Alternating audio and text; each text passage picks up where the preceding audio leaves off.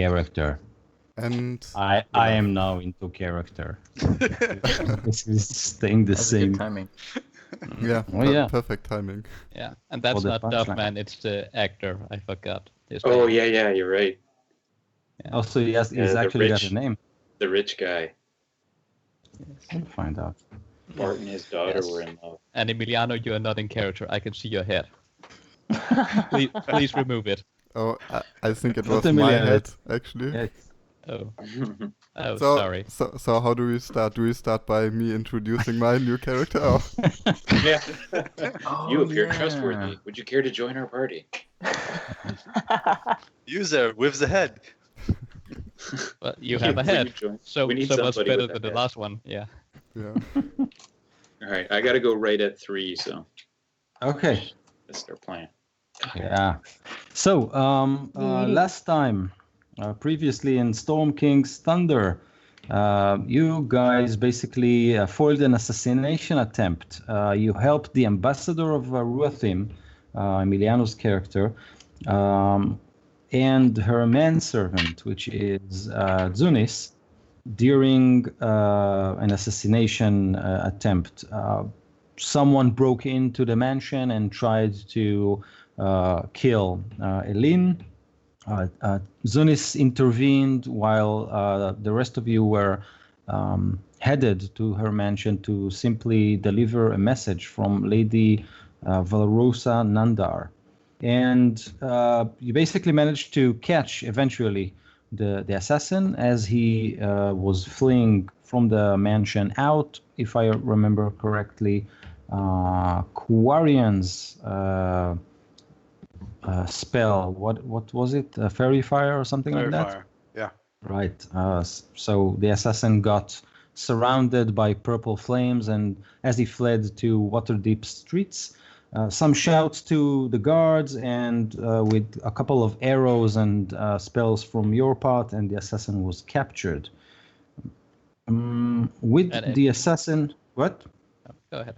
Finish. I think it was blue flames. Yeah, it's blue flame. Oh, blue flame. Because there was a So, mix-up but of there blue was a people. slight Blue mix-up with the flame, blue yeah. person. Yes. I got the blue guy, though. Yeah. Oh yeah, you did. You got the magenta guy.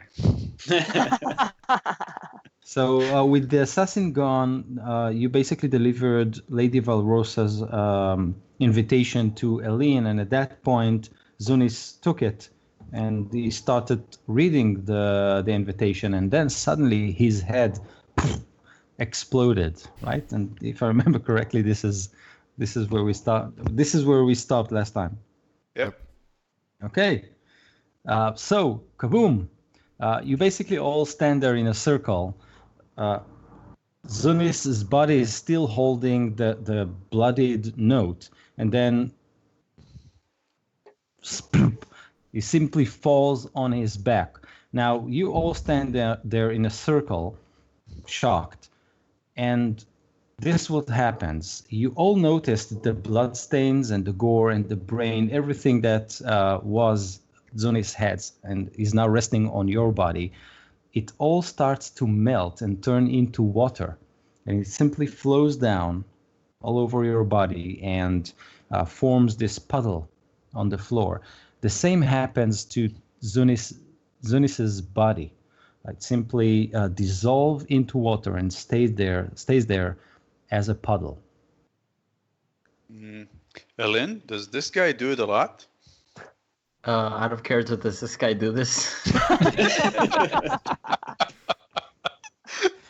You haven't They do. seen him do that, but please make an Arcana check for me. Okay. It's clearly a T1000. I, Right. He'll reform soon. I 16. think Eamon might start dumping out his wineskin over like away from that pool. Okay. He's gonna try and get Zunis into his wineskin. Save him. I'll save you. While So you're as you- pouring out the wine, you said wine skin, not water skin. It's like, Yeah. Oh, yeah. You haven't been drinking. We're all seeing it. It's not because of the drinking. You don't need to Yeah. stop drinking. It's actually This is scotch. real, man. Yes. So as you kneel down and pour the wine just in a different puddle, yeah, Yes. I'm guessing you're trying to make sure the puddles don't. Yeah, never Okay. mix wine and water. Yeah. Eileen, you feel that there was some sort of a mental energy wave breaking on top of the mansion. You think it's definitely from an external source, but it's something that you've felt, and with your sorceress origin, let's say, you think this what caused Zunis to explode. When you, Eamon, when you come with your wineskin to fill the water that were Zunis, they start to boil. And as they boil, they reform into this humanoid body again. And you can see, internal organs reform and veins and the arteries, and the heart starts to beat. The wheels of the eyes reform. And just as his head exploded, Zunis, alive and breathing, is lying unconscious on the floor in front of your eyes. I'm just gonna kneel there with holding my wineskin over him. You're full of surprises, Master Zunis. I don't know what to do. What was that? Zunis, you wake up at this point. I Is look he around. like fully confused. equipped and clothed too? Yeah, no, he's with his clothes and everything. As Klaus, I wear like shells and stuff. Like my armor is made of shells. Oh. Just so you know. Right on. Yes. Um, How did you do that? Why did you do that? Why? What did I do? What happened? I was an still have awesome a bit of trick. blood on me from your head. Like that was a cruel trick. Your head blew up and then you liquefied and then returned back into you? That's some crazy shit there. Do I know the direction of the psychic impulse wave? So you think it's indeed a wave? So it, like a submarine ping. So it's center in here. It wasn't. You don't think the center was in the mansion. You think it was someplace else. I just don't have an arrow of direction. Right. I'm But gonna. it seems Zunis is very sensitive to this form of energy. Now, Zunis, you do remember one time that you had a similar feeling when you just woke up with your friends around you, and that was right after you met General Kamal a long time ago. Okay. I'm gonna take my cloak off and like throw it over the letter, and like I'm not gonna go near it though. I'm just like it's bad magic. I pick up and- the letter. And you know No, where don't this do that. you know where this thing came from that just knocked me out, Ellen? No. I don't know where it came from, but I know it was a strong psionic force. Okay. Are you picking up that letter? Yeah. I'm gonna smack it out of your hand. I push you out of the way. Ooh, feat of strength. Oh, I don't have a lot of strength. Do I have to roll? Okay, you win. Hold on, let's see. 7. You win. All right, yeah, I push you out of the way. I grab the letter. I don't open it, but I hold it in my hand as if I'm about to open it. I'm really impressed by this frail old woman who just pushes the city guard away. Like, oh damn. I'm not that old. You were stepping in the wine puddle and that was slick. And compared to me, you're old. Really old. So are we just ignoring this and keep moving, or Was it? Actually, I'm wondering, was it just a coincidence when you opened the letter, or? Can we study the letter itself?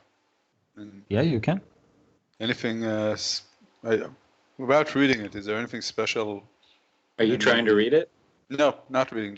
I just want to see if there's any special drawing insignias, signatures, or anything that's out of the ordinary, If you're considering looking at where it came from. I hand it to you so you can look at that. And I asked Sunis, how many? Can you do that again? Please. I didn't do that. Something did that to me. But it turned you into water. Yeah. It has happened before, but it wasn't my own doing. When did it happen before? So just a small correction here. You don't know if you turned into water. All you remember is losing your conscience, in this way. This happened to you before, but nobody told you anything about anything else. As soon as you turned into a puddle of water. In a very dramatic fashion. Yeah. Add the blood. Remember the blood as I'm peeking up like over like a shelf or something, hiding behind it so I don't get covered in blood again. Oh yeah, you had exploded in asked- gore and then yeah. you turned into water. Well, I remember a time where I was just knocked out of the blue, and yeah, it might have been possible that was the same thing. So exploding head, turning into water, and then reforming. That sounds like a bad cold or some other disease. Was I the only person that opened the letter and read it? Yep.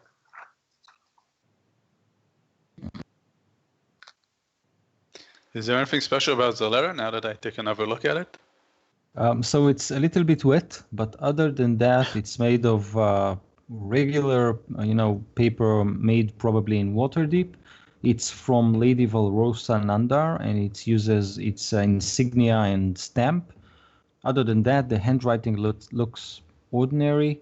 The way that the envelope was folded is, you don't see anything special about it. But you can roll an investigation check to see if you notice anything special. Okay. Investigation. I got a 20. Okay, with a 20, you easily learn that this is a very, very regular invitation, nothing special about it. Okay.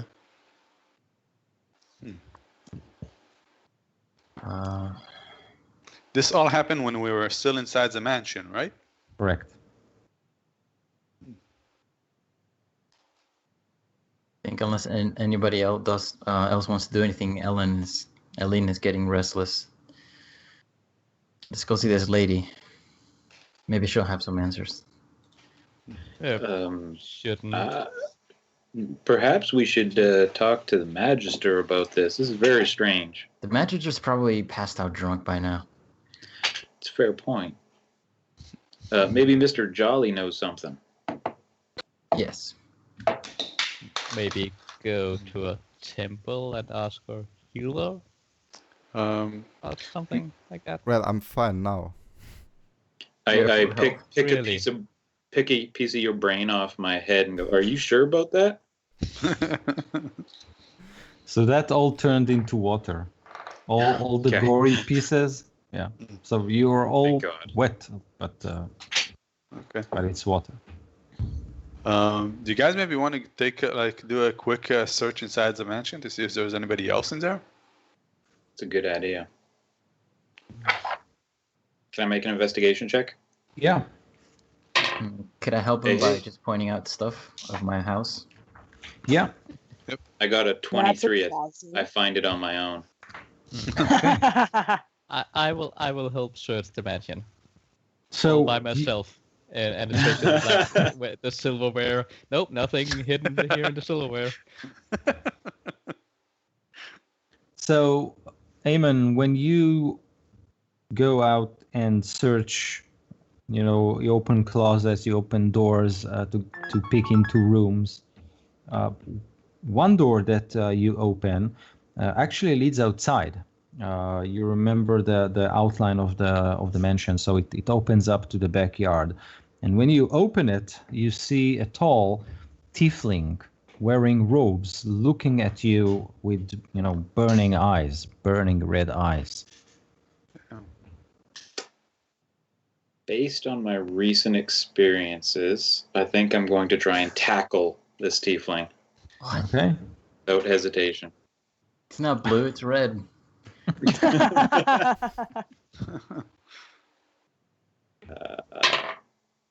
got a 15. Okay. Yes, you crash into him, and you both fall on the grass just outside the door, and you all hear this rustle as someone shrieks. Start yelling for Forgar. I come running. Let's run. Yeah, I run over there. So you all run there, and Zunis and Elin, you see Eamon basically lying on top of Thorn Rel, your administrator. And this guy is... Get him off me! Get him off me! What are you doing? You must be mistaken. Well, I mean, This guy works for us. He's completely harmless. oh, my apologies, sir. No, I'll stand him up and like brush him off. I'm just a little discombobulated after everything. So he gets up slowly, cleaning the all the dirt from his robes, and he looks at you, and watches all of you approach him, and then he mumbles something. Well, we're back to the days of Kel Barath, are we now? As he wipes the dirt from his clothes, and then he basically shoulder you and enter the mansion. Can I make an insight check? Yes, you can. Never mind. I apologize for our guest.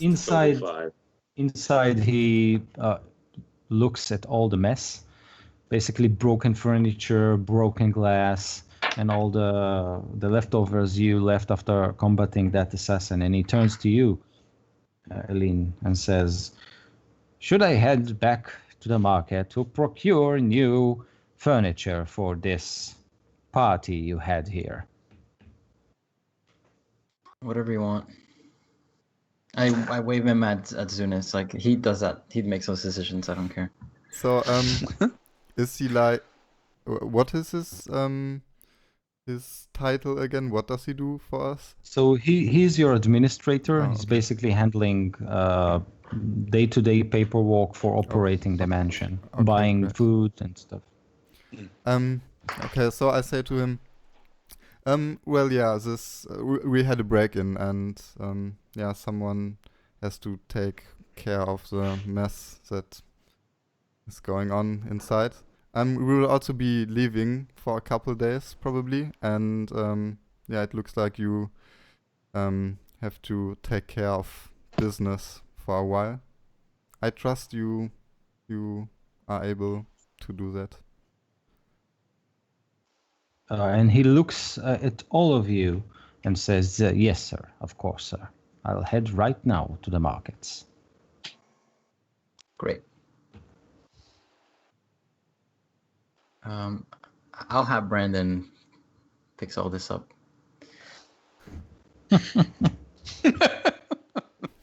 Do you call him? Because I didn't hear you calling him. No, I don't think she could withstand the wrath of Brandon. Okay. Do we head to the ladies, the invitation? Or is it right now or was it later? It's another city away. Oh, really? I think it was 3 days travel. Oh, I think we Ellen. need to gear up. If I remember correctly, Yeah. we're all sitting there in our fancy white fluffy shirts. Yeah, maybe I Yes. should get this guy to buy us some awesome gear instead of buy me furniture. We need to go see Mr. Jolly as well. Yep. Okay, yeah. Let's Yeah. go see Jolly. Yes, we should tell Mr. Fizzlebang. Jolly is his first name. Yeah, Mr. Jolly. Yeah. Mr. Fizzlebang. No. Don't you have any respect for your fellow citizens? Yeah. City Hence gods, Mr. all Jolly. brutes. Mr. Renar, we don't need a lecture now. While Yes, the rest that's of how you say it. while the rest of the group goes to Mr. Fizzlebank, I actually do visit the Magister or whatever of the city. Ooh, I'll go with you. I'm gonna go with him. It's party split, or do we go together? Let's go together. Yeah. Split the We're in a big party. city. Nothing can happen here, really. Except for Other than your head people might exploding. explode. Assassins showing up. Yeah, I do go to Mr. Fizzlebank, at least. I don't like the Magister. Okay, so Why? Aline's mention, you can see it when my mouse will be clickable. Over here. Over here, exactly. And Jolly's shop is around this place. And if you want to go to Magister Van Devries' office, it is located. Wait, around here. Okay, so near the docks. It's on the way. So, You stop by Jolly's. Yeah. Okay, so first you want to stop at Jolly's? Yeah, I think so. Great. Okay. So you had from Aline's mansion, you cross the high road and go straight into the trade ward. But the way of the dragon is basically blocked. What you see is a mob of people and two militia guards. They stand looking very, very confused as this fluffy young man. He's dressed very much like yourself, but with this very decorated, useless sword on its hip. And behind him, there are two, you can only assume they are his bodyguards. He stands there tall and smelling from perfume, and his hair is all shiny and kempt, pointing at a very, very old dwarf who is basically trembling from anger and rage. And this obviously noble says, "Well, this dwarf, he broke into our vaults and he took it. I know that he took it. Look at him. He looks guilty." And then he points at the militia, at the two guards, and he tells them, "Arrest him for breaking into our vaults and taking the plans for our keep." And all the people are around this scene. The guards, they kind of look around, searching for probably their commanding officer or something like that, but nobody shows up. ugh. I'm not about to interfere with law enforcement. I'm about to interfere. I'll approach. I'm still in my behind you. guard uniform and my investigator's uniform, so I'll approach. What exactly is going on here, man? Are you asking the noble? No, the soldiers, the city watch. Oh, so basically they say, "We don't know. We're just, doing our patrol, and then we see this idiot accusing this dwarf. We can't do anything about it. He didn't do anything. What should we do? I mean, arrest him? We can't arrest him, and he's old." Is the nobleman still making a scene? No, the nobleman is actually approaching you. "So you are the commanding officer, yes?" Well, no, let's not get ahead of ourselves. I was an investigator, and I would recommend that if you would like to lodge a formal complaint against this kindly dwarf here, sir, that you can go over to the magister's office. In fact, we're going there right now. We can escort you, and you can lodge a formal complaint. However, formal complaint? well, yes. We can't just I arrest am- him based on your accusation. I mean, we need this thing called proof. I am Halloran, Magister, and I won't be treated like this. Now take this dwarf and arrest him for burglaring into our family crypt, into the vaults, and he took the maps for our keep. Now do this, or else. Can I make an insight check on the noble? Yes. 7, and the dwarf. Ugh. 8. New dice. And at this point, he basically flips the side of his cape, and then you can see beside his sword, he has this huge purse full of gold. And he tells all of you, basically, it would be very wise and worth your while to arrest this dwarf for me. And then he shakes his purse. I'm just gonna laugh. oh, you foolish man, you. I do believe that constitutes bribery. And he turns, foolish man, did you just come? And he turns to his guard. He just come, and the guards, they're like this one. I challenge you to a duel, and I will show you who is foolish here. And he kind of tugs his belt, and he managed to pull the sword out, but his pants kind of twist all over his body, so he basically wears them upside down now. I mean, I would like to go over and help him put on his pants right. So he basically pulls the sword, and the whole crowd is basically crutching when this sword kind of whooshes above everyone's head. The dwarf. I put my hand on Eamon and I whisper like, "Good, end this fool so we can get on with it. Come on." Whoa, sir! Put that pig sticker away. There's no need for violence here. You're gonna hurt yourself. Who do you think you talk to? I was trained by the best of Waterdeep. Now take out your sword and fight.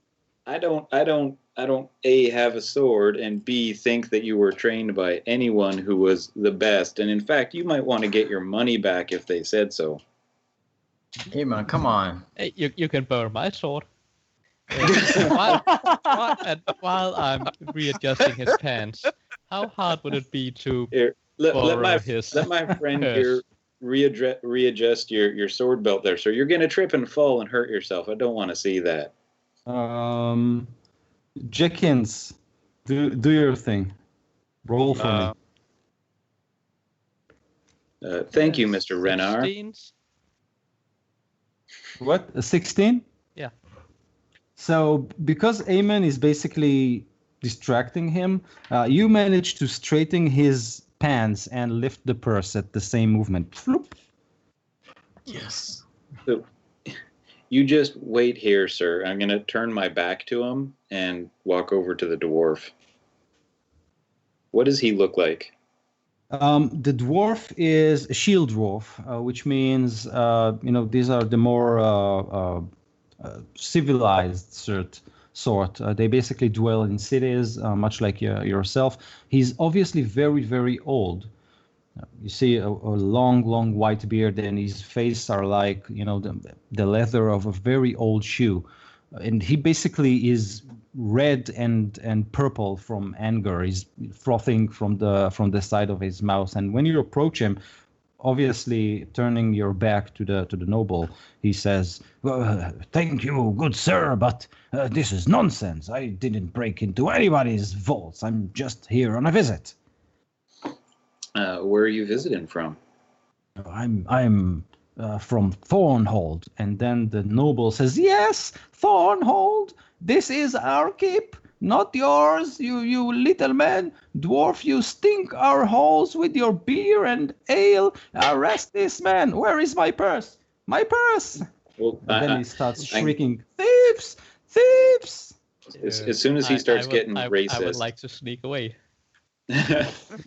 I'm going to stand up. Go ahead. As you talk, Jenkins, make a stealth check. Or a high. I'm going to stand up. 24. Yeah, you stand up and I'm gonna look him that nobleman right in the eye. I would warn you, sir, to keep that bigotry to yourself before I arrest you. Just because he's a dwarf does not mean he smells. and he looks at you and he says, "I would know your name." I'm Eamon Braun, surgeon of the Noted. watch, investigator. Was an investigator. You will hear from my father. Oh, you go get Daddy then. Perhaps we need to talk to someone who's in charge. And You tell your daddy to go to the Magister and file a formal complaint. And he takes his sword and he tries to put it back into the scabbard, and the scabbard just explodes. Pff, all the small rubies and gems just tick, tick, tick, tick, tick, fall on the ground. All the people are on their knees, trying to grab whatever they can. And as he tries to walk his sword into his scabbard, his two bodyguards take him away. And you hear his shrieks. "I will show this, Amen. I will file a formal complaint and pay whatever I need to get this man behind bars. You hear me? You hear me?" You should have killed him. You should have killed him. Now it's going to be a recurring enemy. Oh yeah. You just had a chain quest. And the dwarf says, "Well, thank you, sir. We, the dwarves of Thornhold, will not forget it. This man is an idiot. They lost their castle years ago, and we took it from the former resident, which was a trading company. We basically bought that keep." Very well. I would recommend you keep a low profile on Waterdeep here for a while. Well, if you say so. But if you ever go north and visit Thornhold, you tell them Stogans sent you. They have good ale there, and we always welcome good people there. Well, I thank you, sir. I will, and I'll shake his hand. You shake his hand, and you see that when he shakes your hand, he has this small bag on his shoulder, and it clutters like there are some vials inside. Chink, chink, chink, chink, chink. Not to be nosy, but are you a merchant or something, or what are you selling there? Oh, yeah.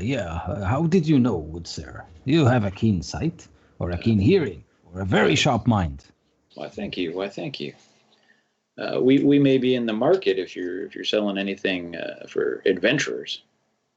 I do. But actually now I'm heading to one of my cousins here in the town. He's sick, and I've brought some medicine from Thornhold. It's a special brew of our beer. Makes any dwarf stand on his feet just like that. Oh, my friend here did something like that earlier today. Who is that? And he looks at all Zunis. Well, I Zunis. I think he's referring to me. I was knocked out by some sort of spell or something. By Moradin's beard, you're all blue. Do you feel okay? That is my natural color. I'm quite alright. Oh, my poor man. The man is cursed. I think a temple or something of a sort, yes. Curse? No. So you're just blue. I'm just blue. Turquoise, actually. He comes from the ocean, you see. Oh, I've heard of these men. Yes, they hail from the islands, right? I've heard of these. Thornhold is situated on a cliff, observing the sea. It's a it's a beautiful sight. All the blue, you can see the waves frothing it's amazing. Speaking of the sea, we're heading there right now. In this case, Yeah. I wish you good luck and a good travel. I thank am you. still curious about that medicinal ale you've got. Would you be willing to part with some of it? No, I would certainly do that, especially for you after what you did for me. And he ruffles inside of his pack, and he produces this small bottle. It's made of glass, and it's stumped Girth Favorites. Girth So- favors. Yeah. Okay. And it looks like whiskey.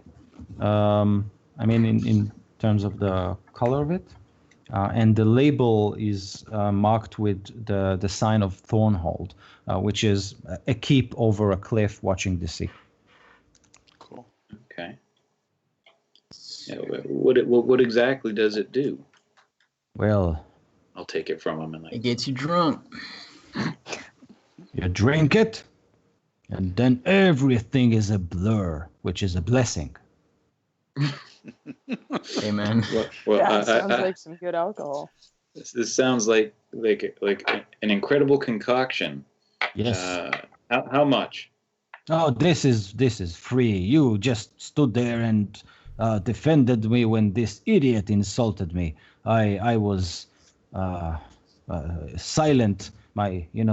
I was so angry. I didn't know what to do. I didn't know how to defend myself even. And you just stepped into this riot. And well, this is my way to say thank you.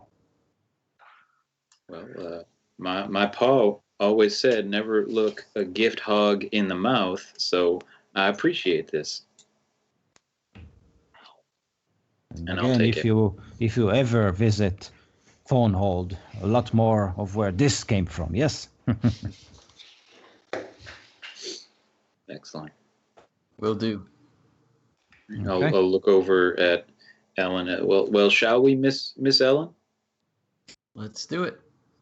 So you have a bottle of that? Mm-hmm. She sticks out her hand like, can I try some? Yeah. All right. She's very curious about this, so she opens it up, sniffs it.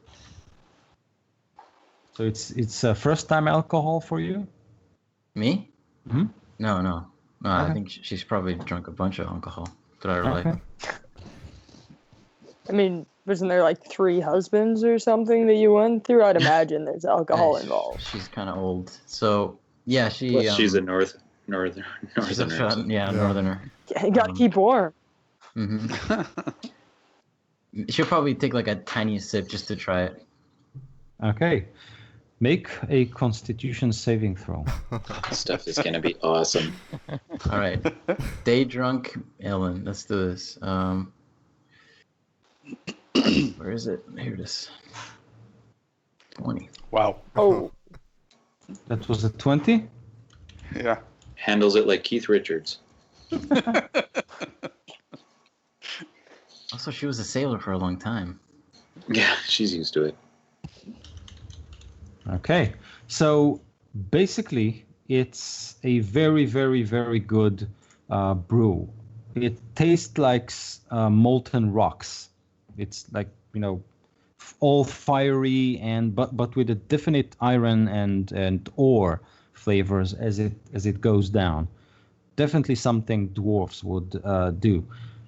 Then you feel something very, very strange going on. You get, you know what? Roll 1d4 for me.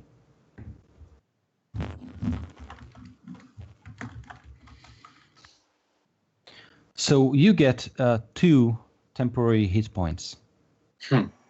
Nice. That's interesting. I look at the dwarf, I smile, and I say, well, you'll be seeing me again. They all do, lady. They all do. Damn right. All right. Well, Okay. I'm gonna With the hold on to right, that. with the right dispersed, you basically can make it to Jolly's quill very fast. How many doses of that stuff do I have left? So it's a bottle. It's not very, very big. You think something like 2 or 3. Okay. All right. Also, I wonder if you get a bigger effect if you chug the whole thing. Yeah, that's what I'm thinking. And then die of alcohol poisoning.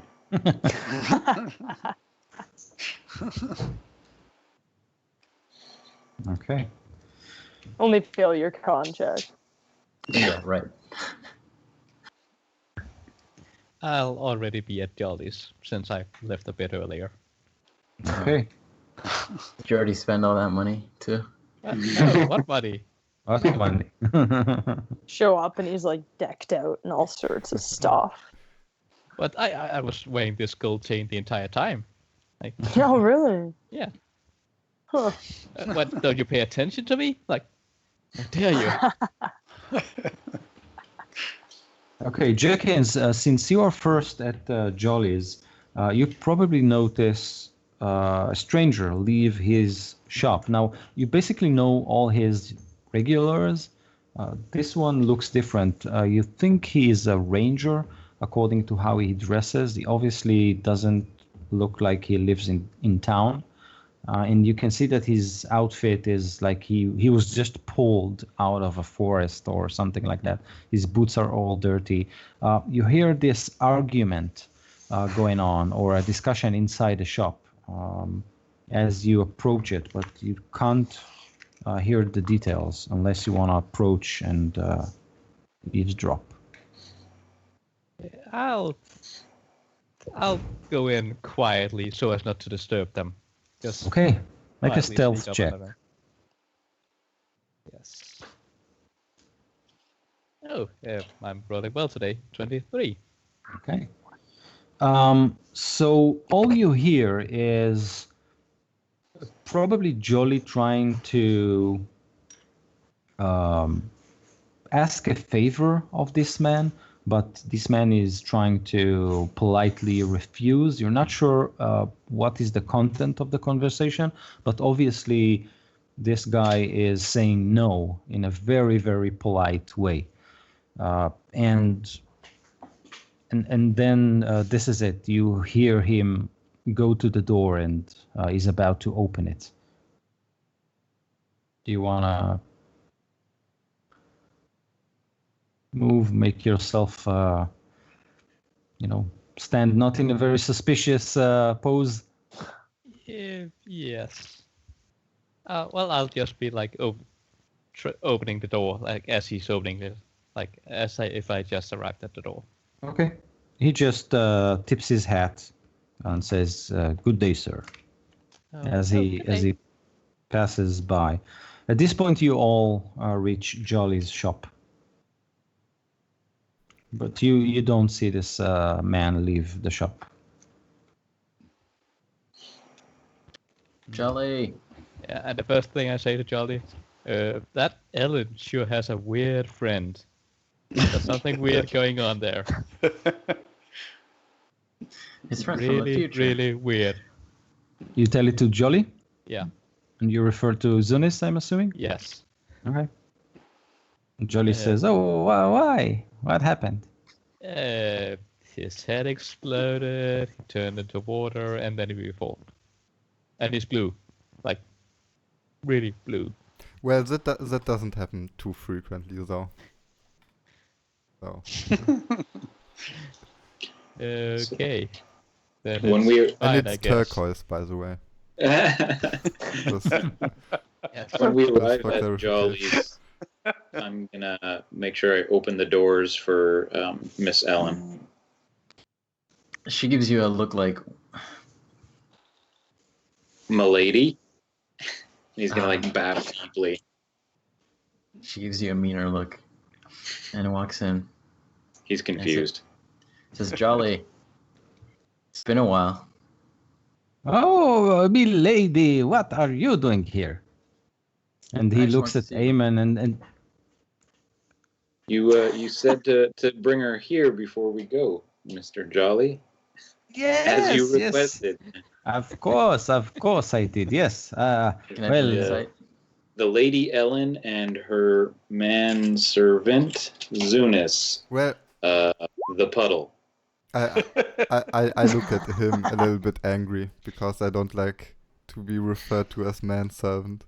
So Yeah, I but wonder puddle why. is fine. Fish servant. Yeah, that's not the problem. Fish servant.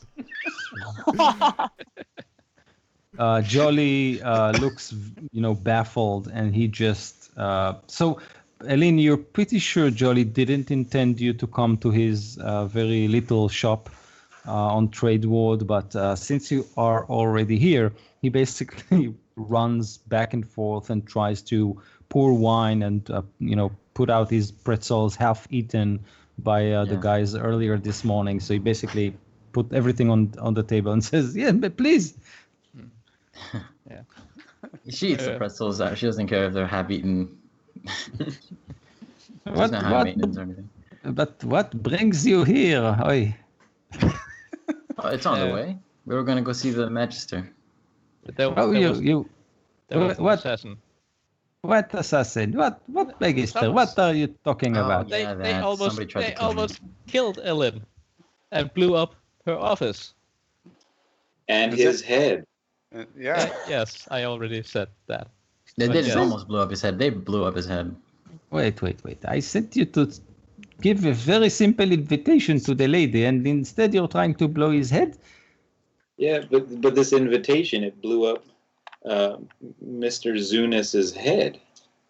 But I suspect that the invitation itself wasn't at fault because it's happened before, but yeah, It was there's a something strong strange going on. psionic impulse what happened before? You got another invitation, milady.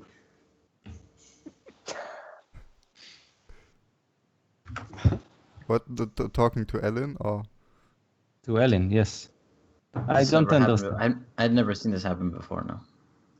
Oh, so no, this is the first invitation you get, yes? I mean, Lady Valrosa didn't give a lot of invitations. She gave only one, and it was perfectly good. Nothing was funny in this invitation. So No. I'm. So it was what just a all? coincidence that his What? head happened to explode while he read the note. No, yeah, the invitation was fine. I'm sure. And he, I go to Jolly and Jolly kind of do this and then approaches Lady Elaine and sniffs at her mouth and you've been drinking, my lady. Oh yeah. Oh, yeah. Oh, so head exploding. Yes, of course. Sit, come. I will make you a cup of herbal tea, which will make your blurry alcohol fumes go chick-chack. Come here. Oh, It thanks for wasn't the the offer. alcohol. Thanks for the offer, but we don't have much time. We'll be on our way and Oh, very good. talk So you to are the headed. Magister. What Magister? The Lady Valrosa Nander wanted to host Eileen for a dinner. Why yeah. are you going to the Magister? No, we are headed there straight after. We just have Jolly. some the thing about the exploding head and everything. We Jolly. wanted to talk An to the assassin Magister tried about to it. kill me. So Earlier he today. Jolly looks at Amon and he does, yes, an assassin got tried to kill you. Of course, it happens a lot. Yes. He said, no, in fact, this is true, Mr. Jolly. We got there just in time to save her What? and Ah. accidentally arrest him. I tell Mr. Jolly that he owes her a window. So this is serious. We expense Someone that. actually tried to kill you, Yeah. my lady. And bruised my shoulder quite a bit. I'm getting old, Jolly. I don't know if I can take a hit like that. But why? What? I mean, well, these things do happen, but you didn't sign any treaty last. I don't understand. Why would anyone want to? Oh, this is very bad. This is very bad, my lady. Well, maybe a day or two outside of Waterdeep will give the authorities time to do their job. Yes. So you hope talk so. to Magister Van Devries, I assume. Yes, this is his jurisdiction. Yeah. Mhm. We're trying to Okay. get to him before he passes out drunk. I have Yeah. one question. Does the name Mr. White ring any bell at all? Mr. White. I don't remember anyone named Mr. White coming to buy quills, but no. So I'm sorry. Did you hear Why about- are you asking?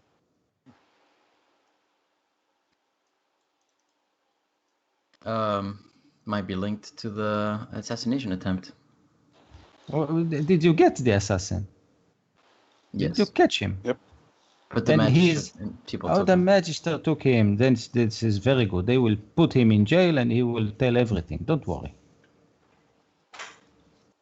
I'm while they're doing this, I'm gonna strap on my armor and weapons. I assume we left them here, Yep. and take off my guard uniform. Okay. I'm also gonna change back into what I think was just a cloak, if I remember correctly. Nothing but a cloak. Yeah, Don't you wear armor? yeah, but we didn't have that when we walked over. Yeah, but somebody tried to kill her. There might be another attempt. I would recommend armor and weapons. Let's gear up, boys. I Yeah. just need to get to level Fine. 2 and then I can do that. Okay. I asked Jolly, have you perhaps heard of something called the Black Sacrament? And It's so he funny to ask casually. and he, Black he, Sacrament. he picks up the pretzels and turns around and says, "No, I haven't heard anything about any black sacraments." Inside. Can I do an insight check on that? Yeah. Yeah. I got a 22. I got a natural 20. Woohoo! Damn. So you obviously think that he knows a lot about black sacraments, I tell you, Mr. Jolly. and We've been he's friends for a long time. We don't lie to each other, Mr. Jolly. Spit. so he. Yeah, go on. No, that's it. So he turns around and says, "Well, this is very bad. This is very bad indeed. I mean, black sacrament it's a way of notifying assassins that you want them to hit someone. It's a very dark ritual in which you pay in blood to have someone marked for assassination. It's very bad thing. Black magic and dark rituals. It's horrible. But these things haven't been used for years and years. I don't understand why you bring it up now. Does this have something to do with your assassin, my lady? Yes. So does it only go out to one assassin, or are we like gonna have to really be watching out for more? Can I make a history check on this? This might be Yes. something I would know about. Yes. Oh, that's not good. Never mind. I know nothing. Okay. So does it only go to one assassin, or does it go to every assassin out there? No, I don't think you understand. Usually, when you want some dirty work done, you go to the docks and you pay someone. You pay a thug or a brute or someone a coin and a mug of ale, and he go bashing someone up, and this is it. But some people, some very, very bad people, want, to really hurt someone, not just bashing up good or breaking some teeth. They want to get a message. Then they do this black sacrament ritual. This is a relic from the time the god Bane was worshipped more openly in Waterdeep. And the black sacrament is basically assuring that the contract will be done eventually. It goes out to several assassins, yes. Well, it's better than dying in a desk. Well, Probably I'm don't sure know. that if you will stay at Lady Valrosa's estate, then you will be protected, and the law enforcement, they are good here. Lord Devris is well, he knows what he's doing. Aemon worked for him for a while, yes? A lot of solved cases and a proven record of success after success, right? Well, yeah, yes. I mean, his men are capable. What those city guys do is like rough off us poor street kids. They don't solve any crime. Well, I mean, All us You're not innocent, committing crime innocent, anymore. us innocent kids just getting shoved off to jail without doing anything. Well, I can assure you that that was not me. I'm not going to say it doesn't happen, though. Hmm. But this is a different matter entirely. This is an assassination attempt. Yes. And the Black Sacrament, we're talking about ancient gods and temples and cultists and fanatics. We need to take this seriously. Is there someone who could know who is the one who paid this sacrament? Oh, now you're talking about meddling in this dark magic. I would suggest not to even think about it, but I can probably ask a friend of a friend if you are really interested in looking into it. But again, as I said, I really suggest you leave it to the city officials. I'm gonna give sorry, what's your name? Quarian? Quarian, yeah. Quarian, just kind of like a look like, yeah, that's enough for now.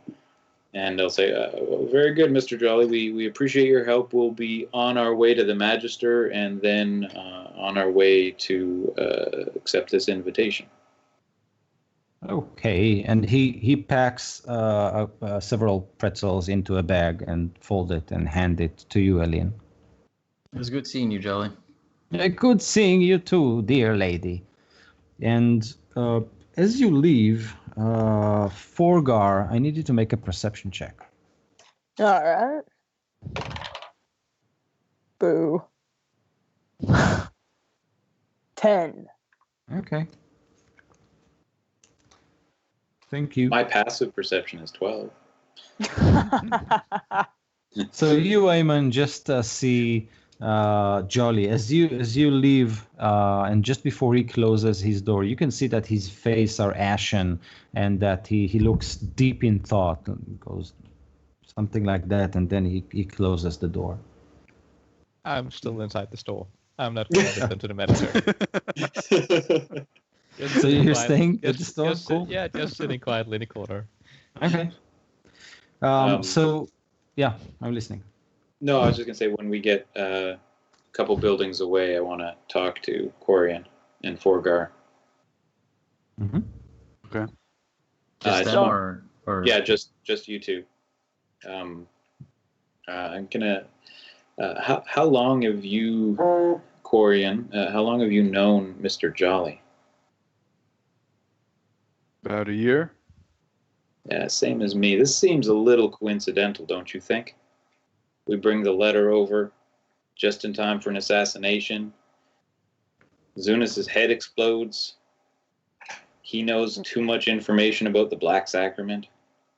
Too See much. his look on his face as we left? He's upset There's definitely about something fishy going on. And I Did don't you- mean that because he's blue.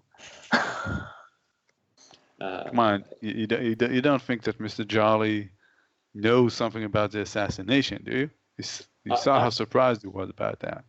Yeah, he may be surprised that she's alive. He didn't want her there either. He didn't want us to come there. I'm just suggesting we should keep our eyes and ears open, and this invitation, this manor, this lady we're going to see, Lady Valrosa, we may want to be on alert there. I agree. Okay. We should always be on alert, but okay, I agreed. But I don't think Mr. Jolly is a bad guy. I always thought of him as like a kind dude, a kind man. Yes. Sometimes the agents of evil seem fair, but act foul. Okay. I'm gonna go, Miss Ellen. May I see those pretzels? I'm awfully hungry. Yeah, go ahead. I'm just gonna crush them up and throw them in the ditch. Oh man, I was hungry. Ah, They're stale. Sorry. And the time it left there to a block away, they got stale. Yeah, that or poisoned, one of the two. All right, to the Magister. Hey, where's Where's- Where's that short little guy? it's a short little guy. We'll find Where's him when Mr. we leave Renner? town. All right. Okay.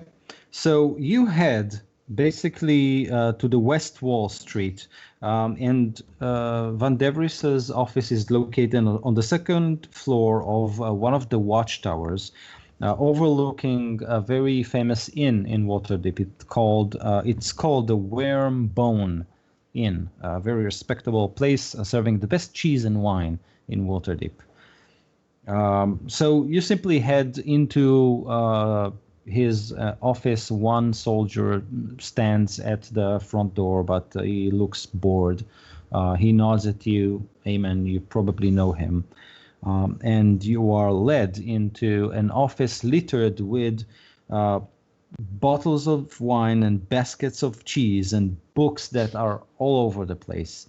And there's a young, a middle-aged woman. She looks a bit like a mouse. She's very thin and her nose is very big. She looks at you, Amon, as she, scribes stuff and files all kinds of documents. Amen, what are you doing here?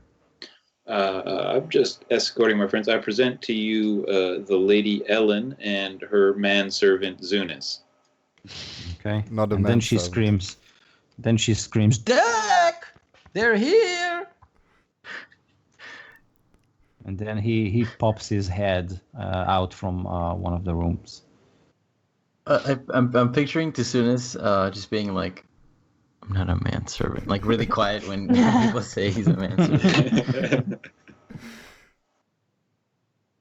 And he looks at you, and you can see from leftovers of cheese that he probably munched on. Amen. What are you doing here? As I said before, I'm just escorting the Lady Ellen and her manservant Zunis, who's come here to file a complaint, I believe. Yep, that's right. I'm here to file a complaint because there was some magic casted, I believe. Well, there may have. I'm not actually sure, but as I was opening a letter, my head kind of exploded. At least that's what my friends here tell me. And I woke up a couple minutes later, and apparently I reformed from a puddle of water. Yes, yes. Amen. Would you step into my office for a moment? Okay. And then you enter a room. He closes the door, and then you all hear the Magister shouts at Amen. What did you do bringing this fishman here? You think he can file a complaint for his head blowing off? His head is on his shoulder. I'm not working here for you. You're working here for me. I just told you to look after this lady and don't tell me all kinds of stories about. And he spits, cheese and drops of wine on you as he shouts, and you can all hear this ruckus in the office. When he's done, he would say, well, not to be particular, sir, but actually I'm on administrative leave, so I guess I don't even really work for you right now. You're saying this as you wipe the spit from your face. Yeah. So what the hell are you doing at my office? I told you, watch her back, but I don't want her any place near my office. Why is that? Isn't this a safe place? It's a very safe place, but she's not a noble. She can't come here and demand all kinds of things from me. And at this point, yeah, I'm listening. I think you're being a little unfair here, sir. She's not demanding anything. And at this point, the small lady pops her head into the room, and she says,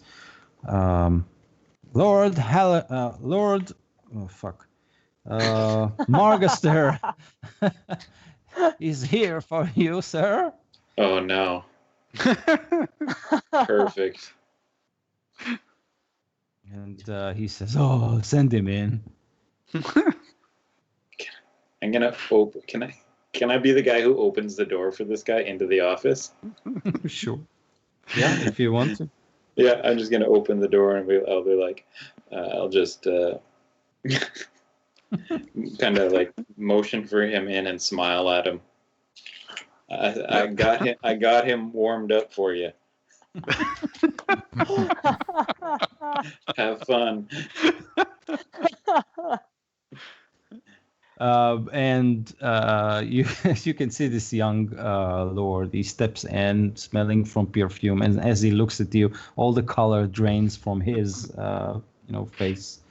And he gets in, but you do see the Magister kind of he takes a deep breath, and he says, "Yes, dear Lord Magister, what can I do for you?" And the young man says, "Oh, well, can we just at least get rid of the riffraff?" And Van Devry says, "Please, everyone, leave the office. I have important business to do here. I mean, an important, yes." Yeah. Okay.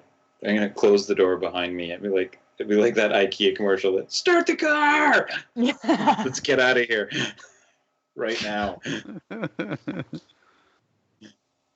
I got the car running. I'm ready to leave the city. Yeah, let's get out of here. Sick of this place. I'm about to get in big trouble. No, actually, before I leave, at least, I ask the secretary lady for a piece of paper and a quill, and I write down a letter that she's supposed to give to the Magister. And in that, I explain the whole thing that happened with the head exploding and everything. And I'm also asking to have the mansion guarded. Okay. So you mentioned your head being your head exploding. Yep, I mentioned that. Okay, so can you tell me exactly what you say to her? I say to her that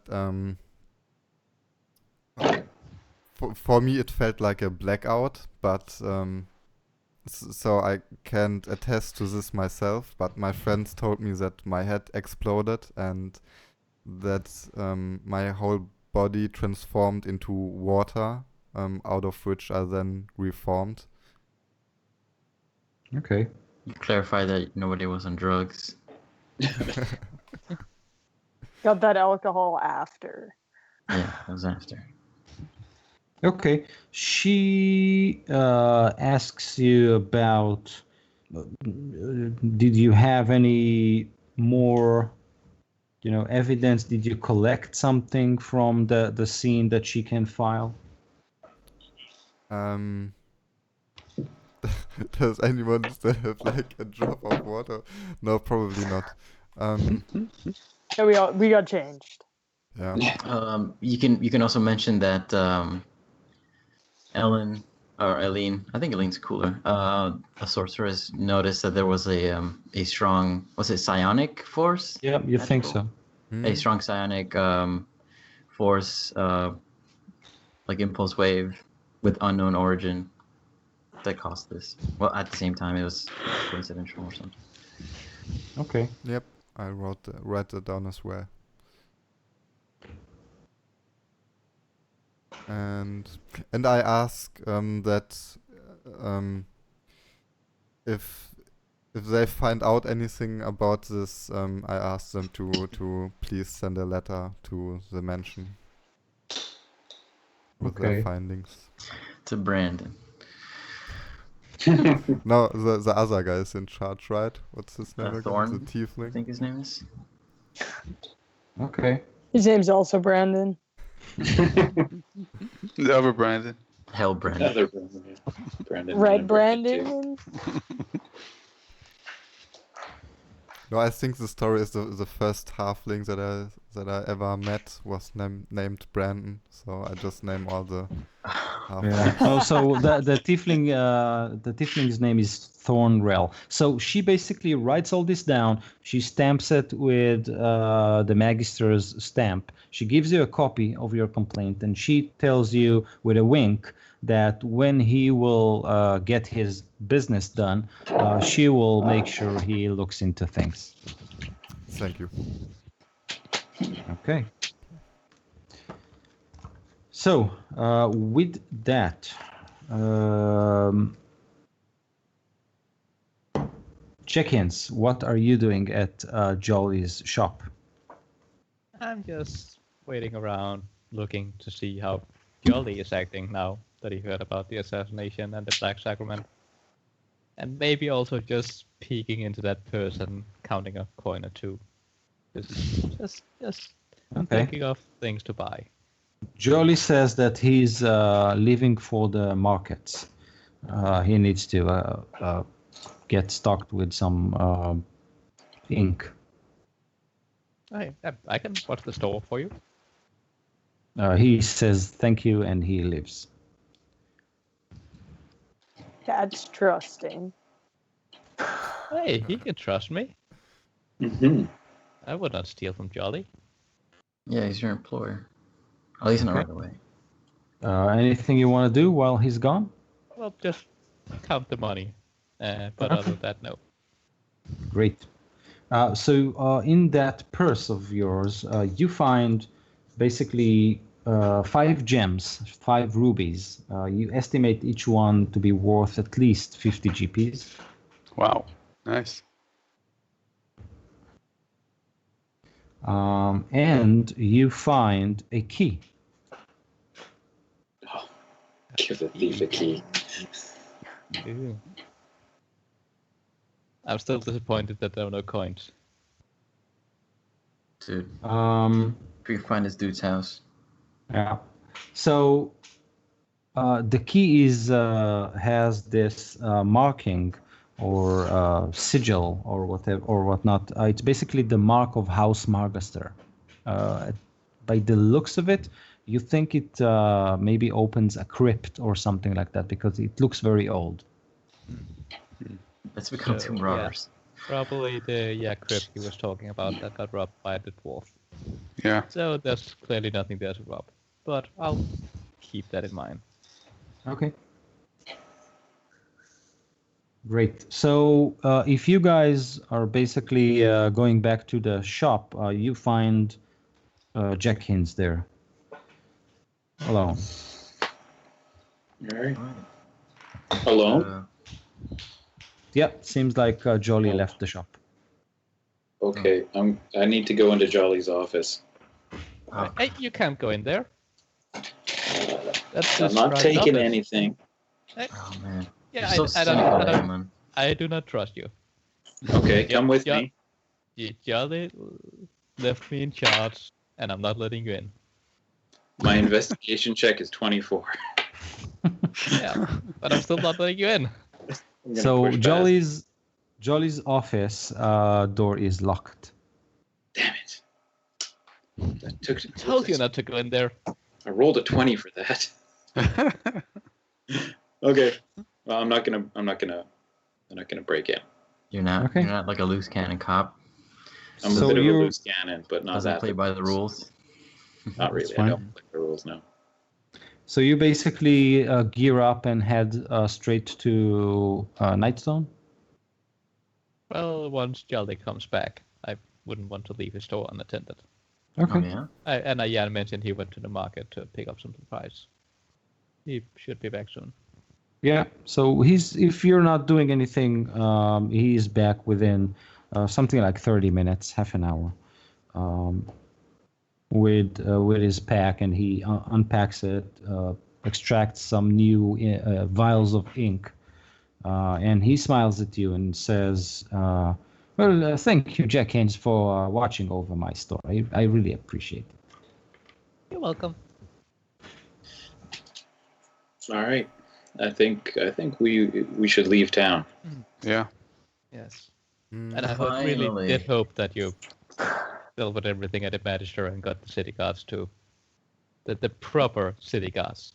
to take care of all that assassin thing, so we don't have to deal Oh, with it? I can certainly check with the Magister. I know where he likes to drink his wine. Everywhere. Yeah. No, there's a specific tavern that he likes. It's the Wormbone Inn. I visit there sometimes. I can drop by and ask how the investigation is going on. Okay. Great. Okay, so basically it's noon right now. So, and you are expected to travel for 2 to 3 days. Going, I can show you, I think. Come across a mysterious fog on the road. Wolves. Wolves. Wolves with red eyes. Look at you. I believe it's here. There's a map on the handout here they gave us, the Storm King Planters handout. That's zoomed in the water deep and surrounding. Let me see if I can actually see it. A different map. There. Oh, It's no. between Opposite Water direction Deep of and Thornwood. Daggerford. Oh, that's fine. Okay. So yeah, it's basically heading east across a very nice landscape. Not a very long ride. So, are you taking horses? I'm assuming you don't have any horses, right? Yeah. How much does a horse cost? No. So basically, yeah. So basically, you can use Aline's state, not state, but how should I say it? Status in the city to procure horses just for the ride. It's not a big problem. Excellent. Yes, horses then. Cool. Okay, Let's see. great. So you head out. Any special arrangement you want to do? I'll stick to the rear. I'll stick. I'll be in the front then. Yeah, I'll be behind, near the rear. I wouldn't mind resting, by the way, before, because I'm out of spells for now, but I can manage. I think Okay. we're probably rested right after the assassination attempt. We've only got about a half day travel, and then we can rest Yeah. on the side of the. I'd rather rest outside of town than here. Okay. Any more Mm, nights alright. in Waterdeep. So Got it. Okay. when you guys basically you deal with renting the horses and putting all your equipment and straddling up, Jackhens, you feel someone bumping into you, and that man he smiles at you and says, "Well, I'm terribly sorry, sir." You should watch where you're going, I say as I'm patting myself down to see what he stole. So as you look down, he says, "Well, I didn't take anything, but you should really make sure the drawbridge in Nightstone stays down."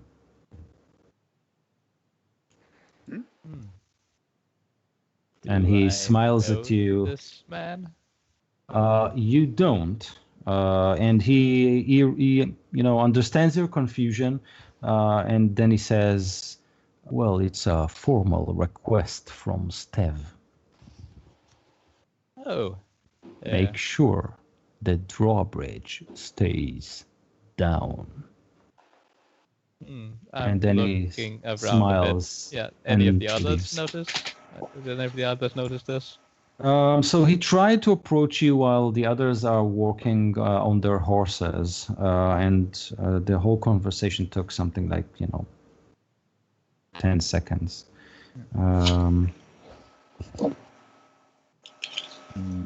Can one of us roll perception? I'll use your passive perception. Yeah, that's good. I have nothing to hide. You don't have to mistrust me and look over me and be suspicious. So, Jenkins, do you give any signs of this conversation, or are you trying Yeah. to keep it down? I'm trying to keep it down. Okay, so so roll something. Yeah, what would that be? Deception or Spells, stuff? deception. I think Yeah, stealth or deception sounds good. Yeah, that one I'm not good at. Good. Well, a 20. Doesn't matter. Yeah. So yeah, you all saw this man bumps into Jenkins, and Jenkins said, "I'm sorry," and this guy said, "Also, I'm sorry," and they smiled to each other and parted ways. All good. Okay. Okay. Okay. I'm gonna be I on. won't. Don't worry, I won't do it. I clearly won't do it. If the draw bit is down, it's not my fault. So he said that you need to make sure it stays there. Stays down, yes. Okay. I'm gonna be on high alert while we're in Waterdeep, just on edge. Cool. So, surprisingly enough, you managed to leave town without any further incidents, and then you head east. And following the trail for basically half a day, you reach to a point. It's a small outpost that a lot of traders are using to park their horses and wagons and basically stay safe for one night. You didn't see anything special or interesting along the way. And it's evening. Do you want to stay and rest? Lady Ellen? What? Lady Ellen, yeah, she's like okay with resting. What about you guys? Okay. Any special arrangements for the night? I make sure to like sleep up against a tree or something, holding my backpack and everything, like and just in my hands and sleeping like that, with my head Yeah. resting on it. And I don't have a bedroll or anything, just Okay. underground. Otherwise, We're not in rooms then, we're in a camp? Yeah, it's a camp. Okay. There. Oh, I could Alright. could I catch can I cast mage armor on myself, go to sleep and have that stay on me? I think it's for 8 hours. Yeah. So yeah, you can. Alright, so I cast mage armor before I fall asleep then. Okay. So I've got a bedroll. I will donate my bedroll to Jack in there and sleep under my horse blanket on my saddle, but close to Lady Ellen with my short sword in my hand. what are you up to? What are you trying to do here? Offering me your bedroll? You're Shake just my trying. head. You just want my backpack. No, I don't need your bedroll. I'll just walk away and leave it there. Oh, dude, I'll take your bedroll. Do you not have one? No. Oh shit, I take it back from Jack and give it to you. Oh right. Yeah, always trying to steal my stuff. I knew it. Damn city guards. Bunch of Fuck thieves the in uniform. police. Yeah, all right. If Lady Ellen doesn't have one, then yeah. And then I want to sleep close by, like I said. Okay.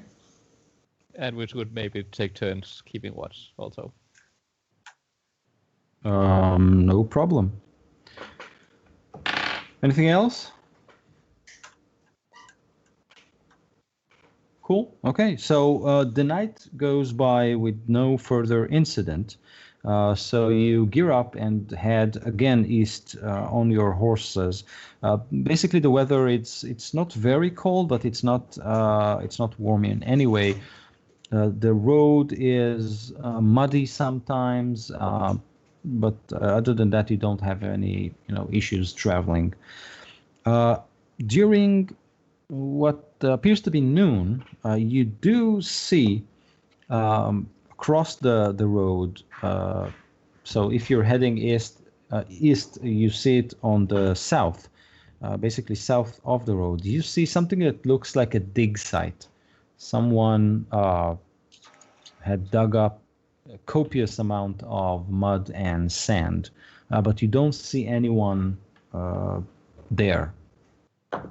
It's not very far from your from the trail. Something like I don't know, 80 feet. Is it a large hole? Yeah, a very large hole. I want to go big check enough- that out. Yeah. Big enough to put a wagon in, or big enough to put an army in? A wagon, probably. Okay. A small dragon. If Forgar goes, Aline is like, yeah, let's go check it out while everybody's like taking a piss or whatever. Okay. So you two approach this this dig site, and indeed, quickly enough, you do realize that someone, or probably a lot of someones, because you see a lot of tiny footprints all around the dig site, had dug up something really, really big from the ground, but you're not sure what. I need you both to make perception rolls.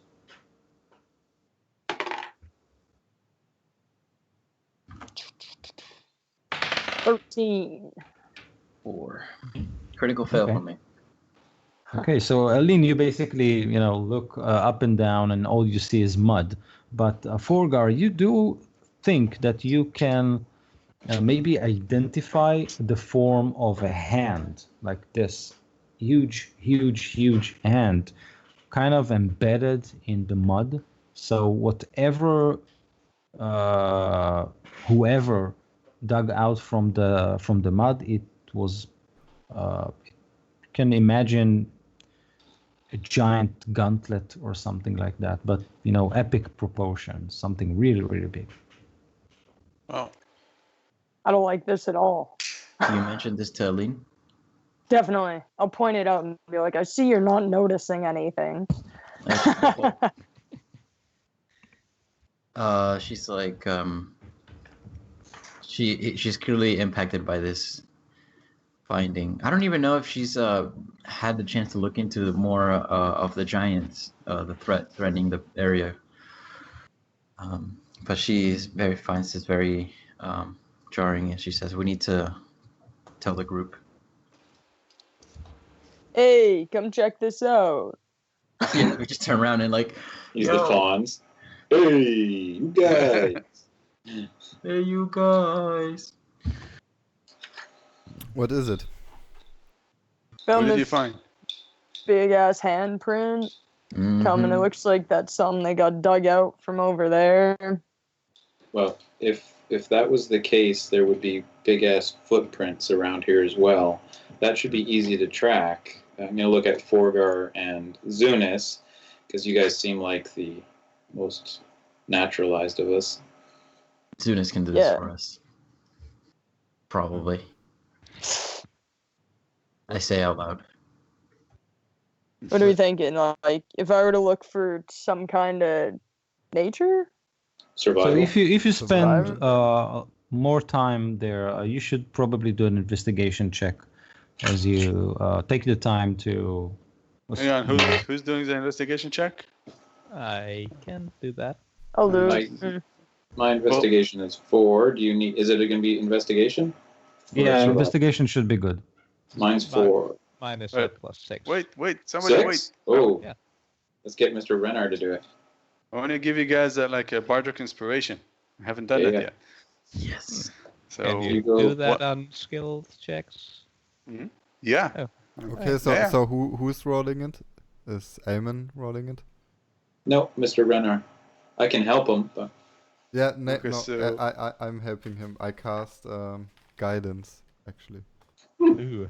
nice. So much A bo- so D4 much pressure and a now, D6. And watch me roll a 1. So Right. much pressure. well, add another Oh. 1d6 to that. Yes. Oh yeah, I don't need it, but yeah, I'll add it. A D4 and a D6. So that's 30. And Ooh. wait, it's even more. It's It the is? guidance So also. yeah, so It's- Yeah, it's yeah, an that's you- the D4. guidance is the D4. So Okay. you find a piece of dung, and then you kind of lift it, and a goblin. She was pregnant, but not from her husband. Okay, so yeah, you basically go down on your knees and look at every stone and footprint, and you manage to learn that obviously the dig site was surrounded by a lot of creatures. Some of them were indeed larger than the others, but the larger creatures were basically at the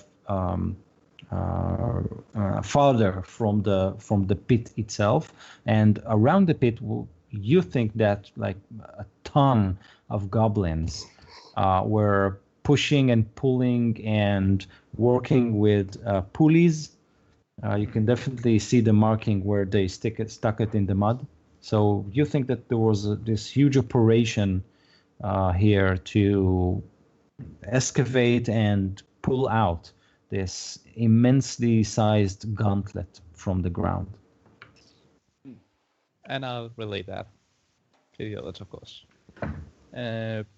Does it seem like they were taking it towards the trail to move it somewhere else, or? So after Okay. looking for a place where they actually carried it and walked with it, you don't find any evidence for that. The tracks simply disappear after heading just a little bit to the north, closer to the trail. Okay. And there were some larger footprints also, you said, like giant size Yes. further away. Yep. Yes, so, well, clearly, the giants came down the Cloud Castle, had a lot of goblins working for them to dig this out, while they just stayed there and supervised everything. All right.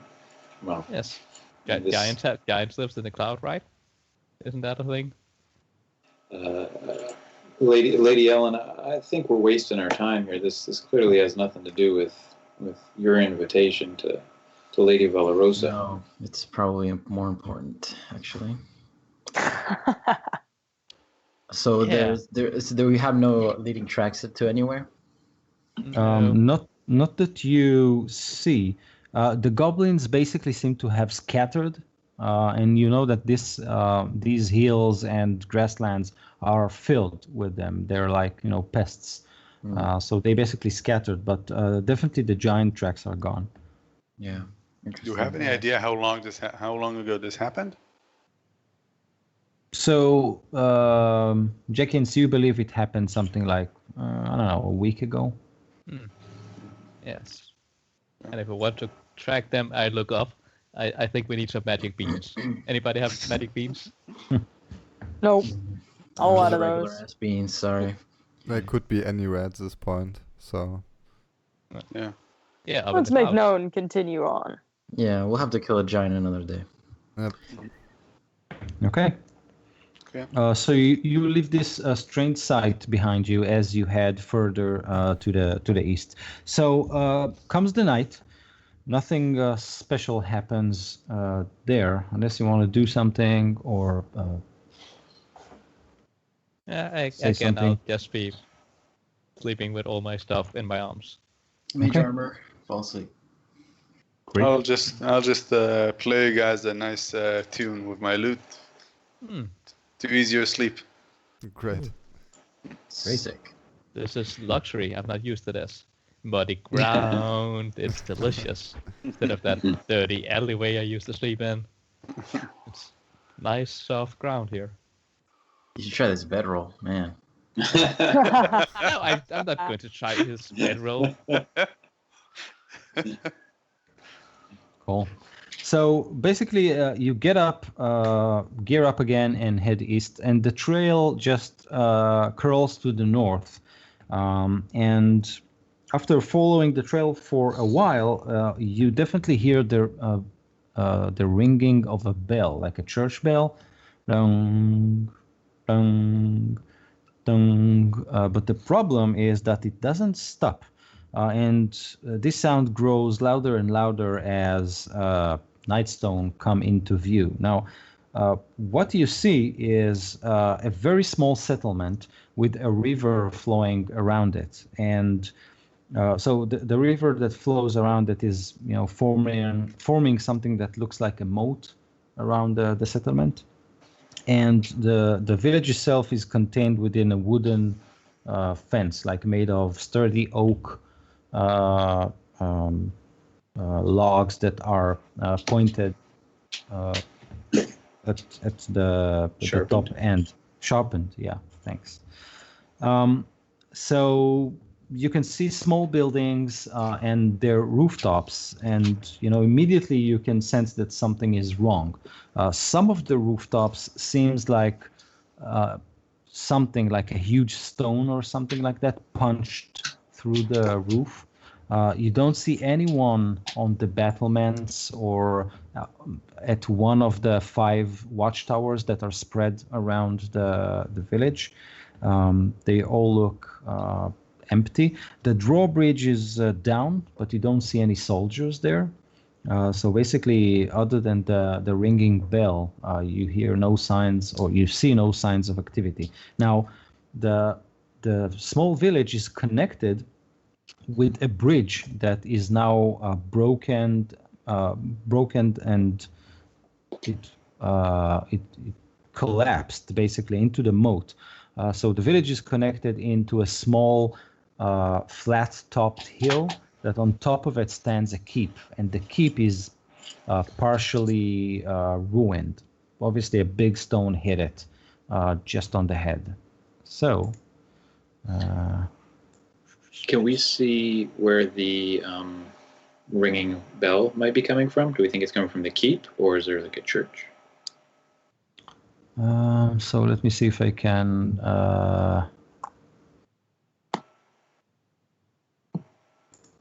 The map is completely black. Yep, I know. Fog of war. This will take some time. Yeah, let's say that you see. Okay. Something like that. Makes sense? So you come from this place. Again, it doesn't. You come from here. Yeah, down here. Yep, makes sense. Yep. And all you can see is the road. You can see the drawbridge here, and the partially collapsed keep down here. Well, it Okay. doesn't look good here. Yeah, Well, and I think nobody seems to be home. Let's go. I can give you this side view. Okay, so this is how it looks Oh, as you walk the road. So the village is connected with this bridge that has crumbled and fallen into the moat. And indeed, you see that the roofs are they look like they've been punched through. Okay. Then, As we notice that there's probably trouble. Eileen begins to pick up the pace of her horse. And where exactly is the bell ringing? Is Yeah. it from like a temple in the city, or is it coming from the castle Keep. itself, from the keep itself? So the bell sounds from around here. Oh, this is annoying.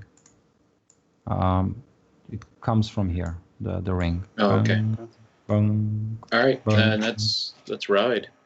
Do we see a quick look around? Do you see anything that might be throwing these rocks?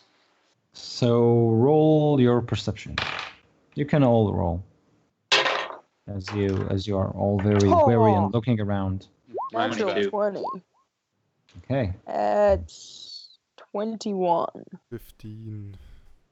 Can be Okay. my So best roll this whole game. So you definitely see huge rocks that are scattered across this area, even on the trail that leads to Nightstone itself, and you can see rocks that have crashed on one of the watchtowers.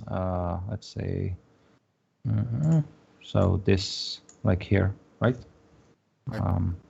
Can you do the Yeah. control click or whatever that drags us to?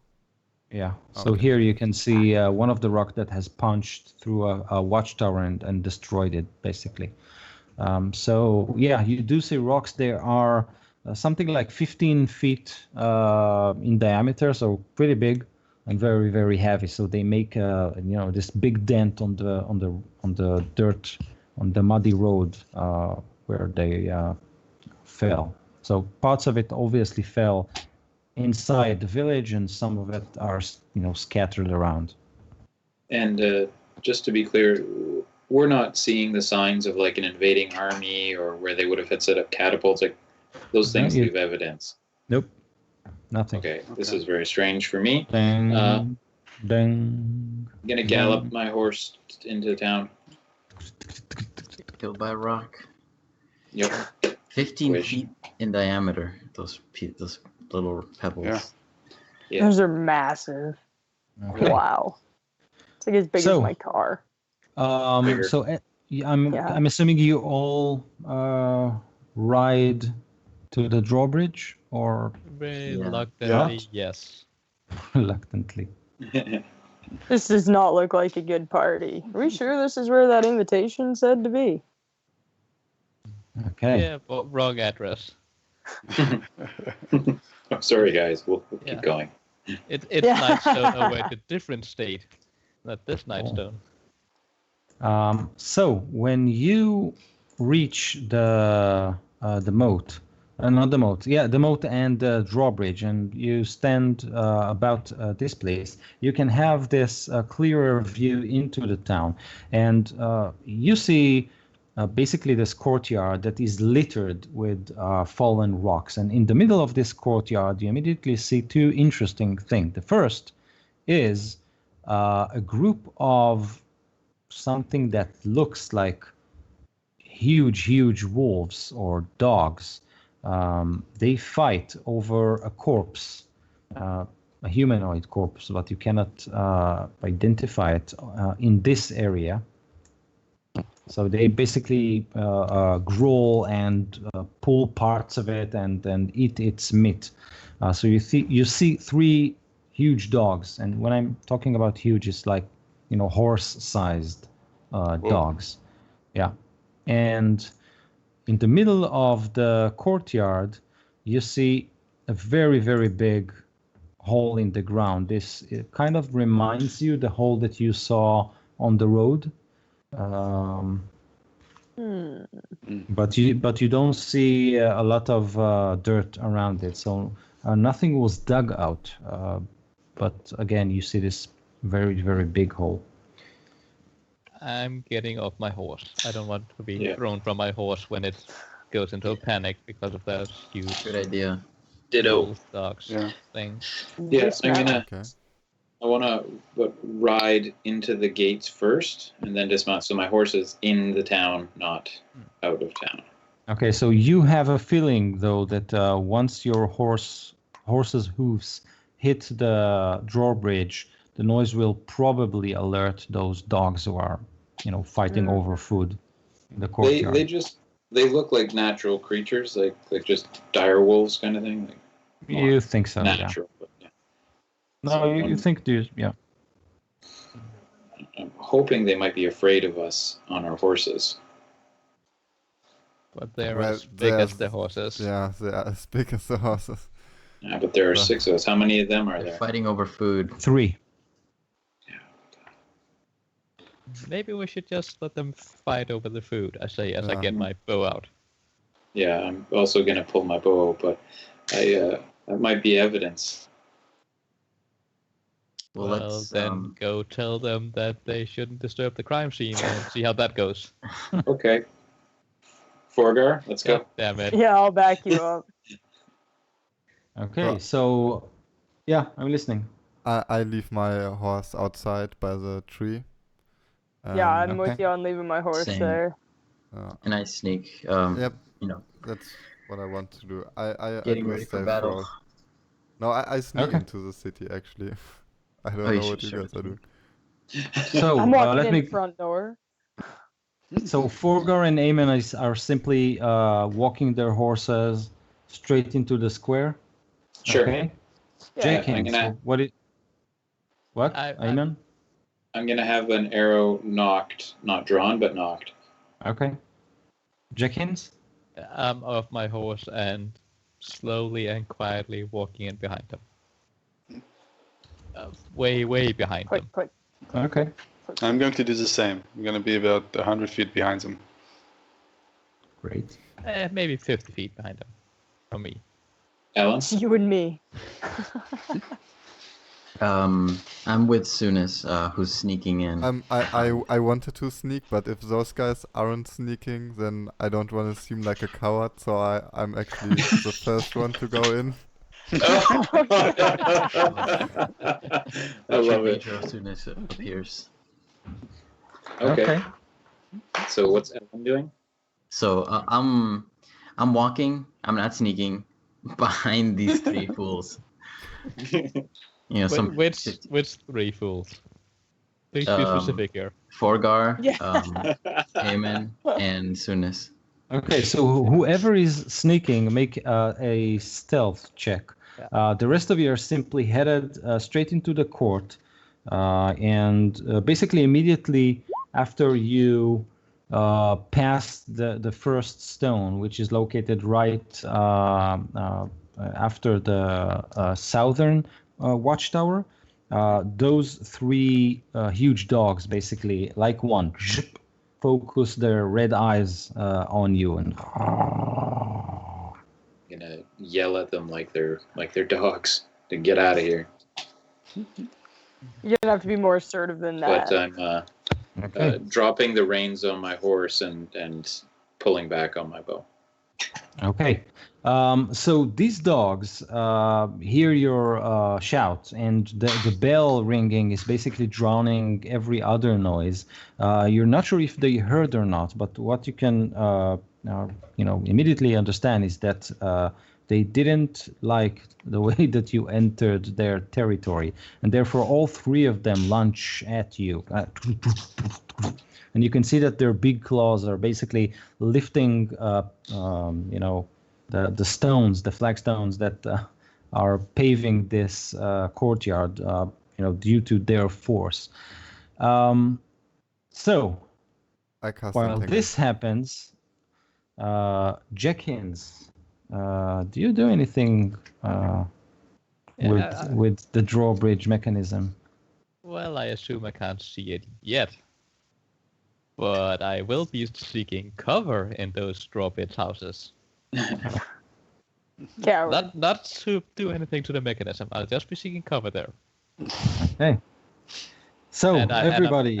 I'm moving stealthily. They're rolling a 1, so it's a 6. Super stealthy. Yes. Yeah. Don't worry, guys. I'm just hiding over here. Yeah. Okay. So roll initiative. Awesome. Okay. 2. I got a 14. Wait. Quarian 14. And Zunis with 2. 4. 4 for Aemon. 9. But yeah, 9 for Jackins. 10. 10 for Forgar. And 4 for Ellen. 4 Man, for they're really Ellen. bad on the initiative. Okay. It's not about who comes first. It's about who being last. Great.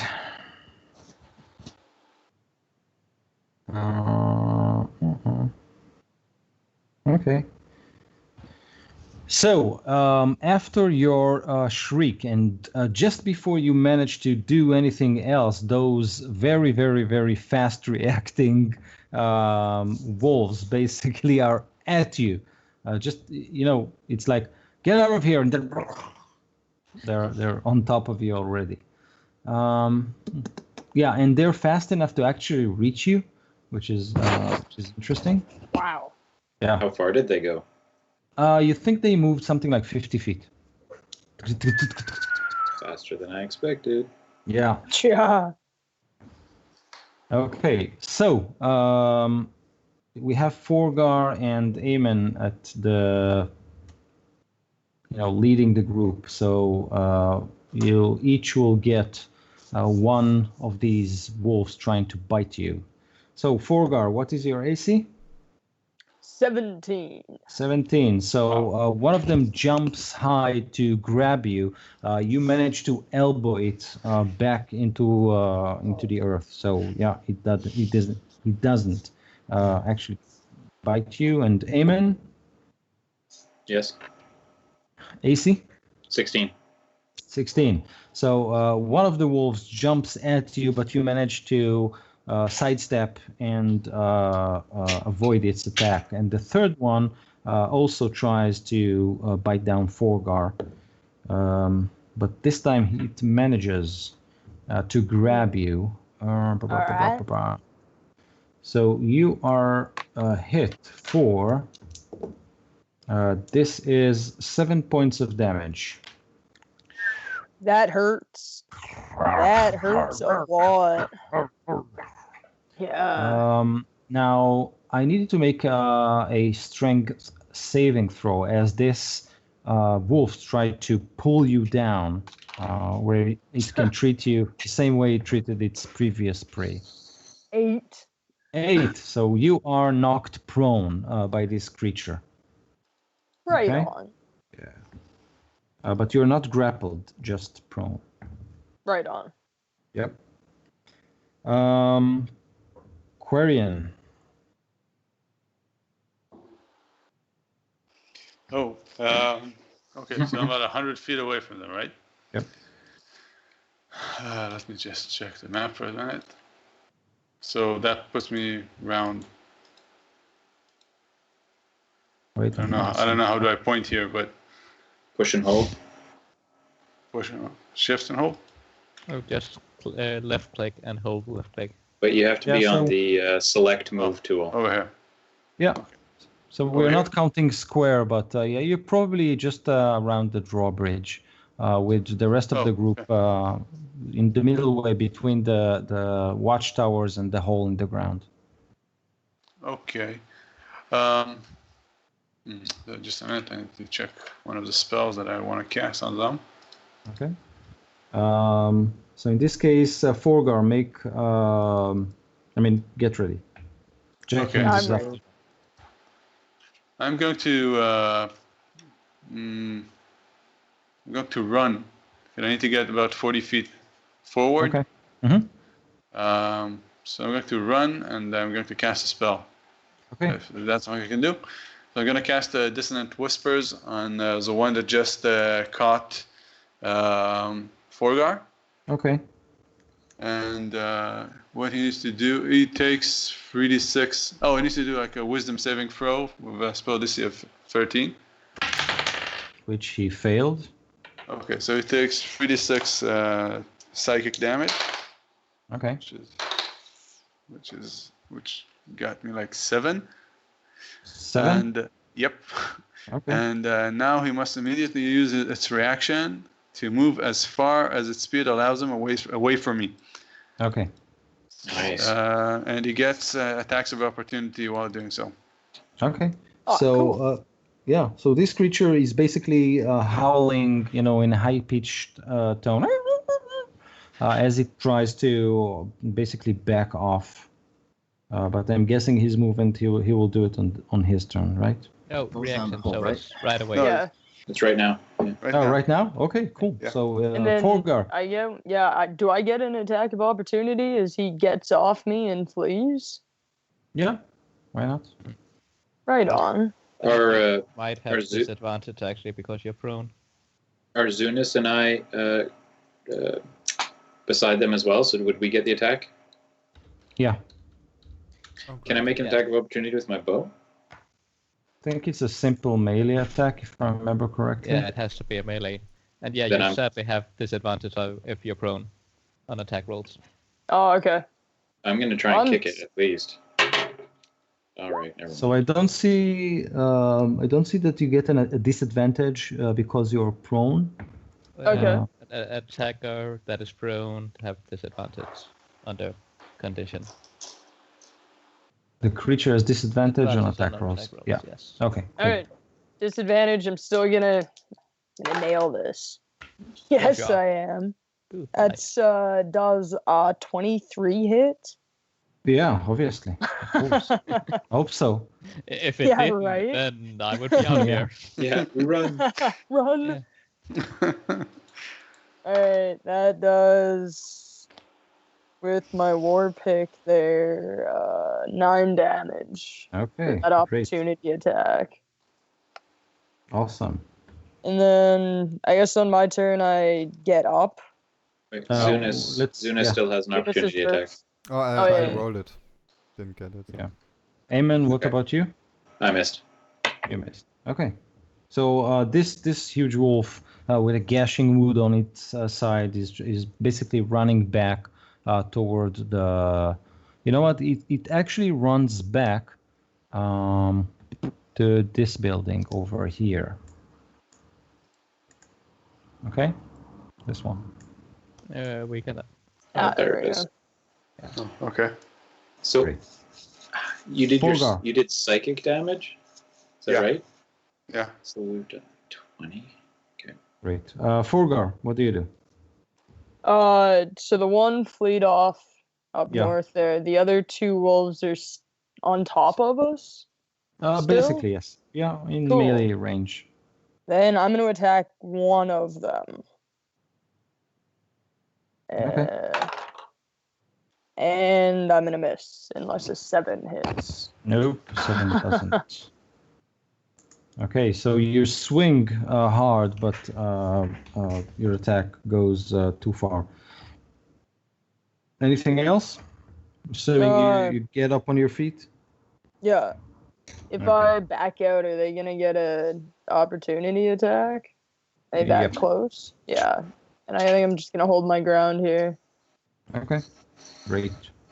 Jack Hins, when you search for refuge in the West Towers, you basically, well, they are hollowed out. They have an internal staircase that leads to the second floor, and there's a trap door on the ceiling that can lead probably to the roof.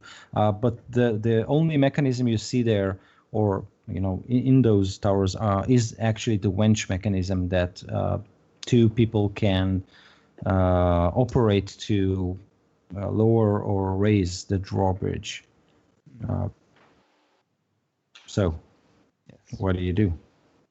Well, I'm going to shoot an arrow at the one next to Forgar, since he seems to be the one that was hurt. Okay. So it's quite far. I mean, if he ran his movement, so it's 50 feet. Not the one that ran away. The No, one that's still okay, next to yeah. him. Yeah, you can definitely hit that. 13. A 13 exactly hits. Yep. Oh, good. Then it's 10 points of damage in all with the sneak attack. Okay. Nice. And just looking over the mechanism, did somebody already sabotage it? No, they Well, seem. Did Yep. somebody already sabotage it in like 2 seconds? What? Really quickly.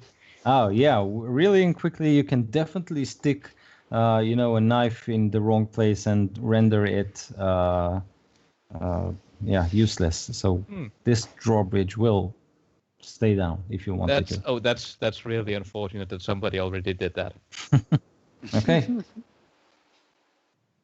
So yes, that's my turn. Okay. Eamon. So who's after me? There's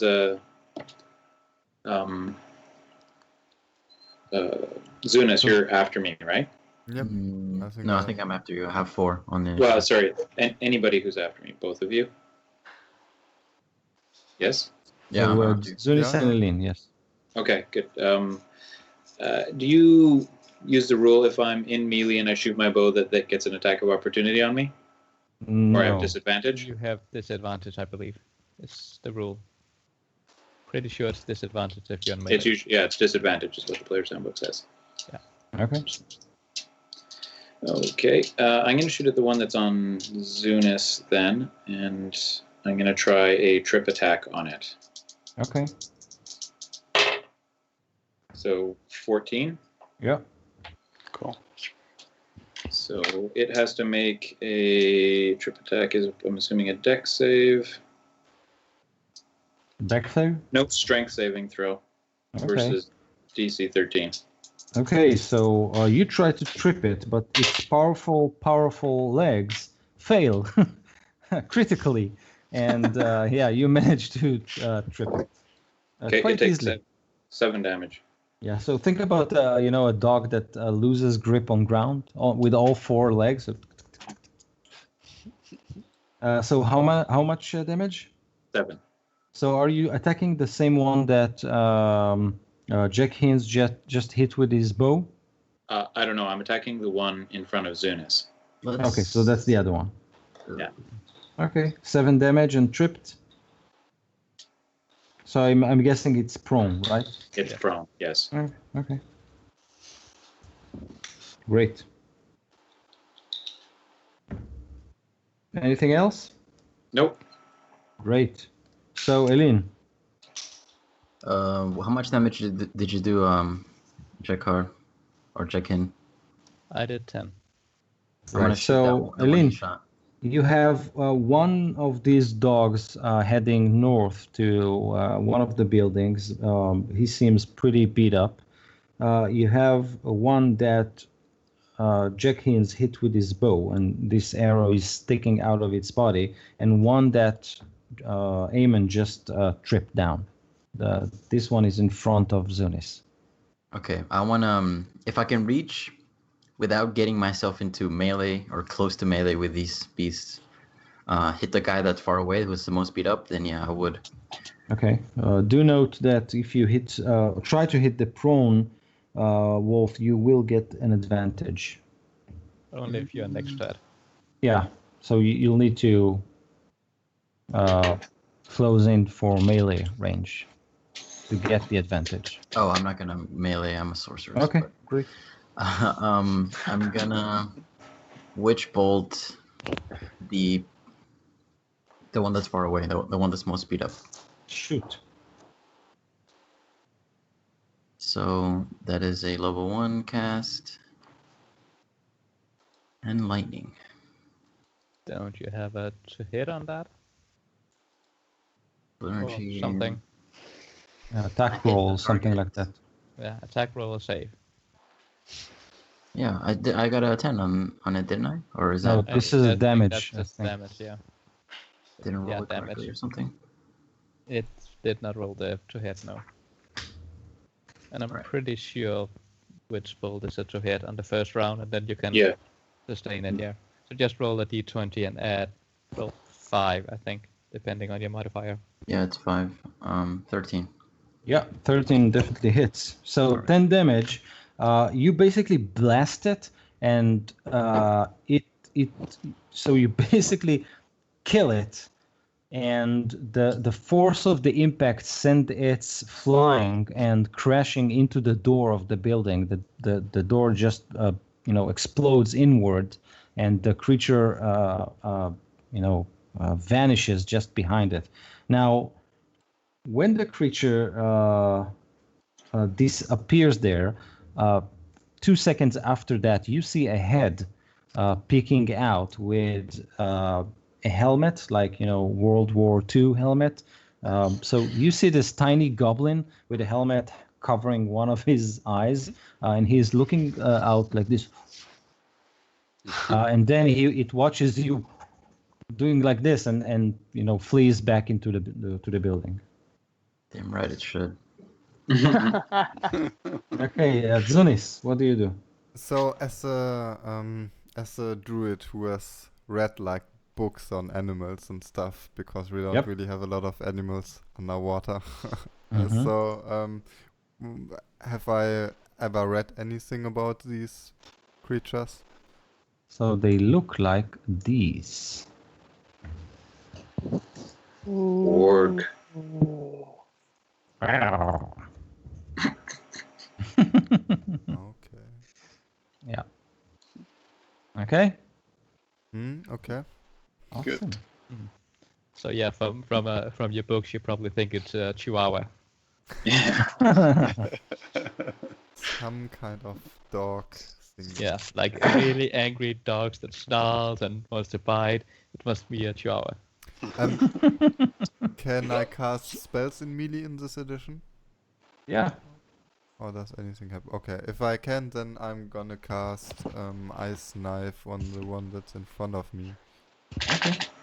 The That one that is lying tripped. down, The yes. one that's tripped, yes. Okay.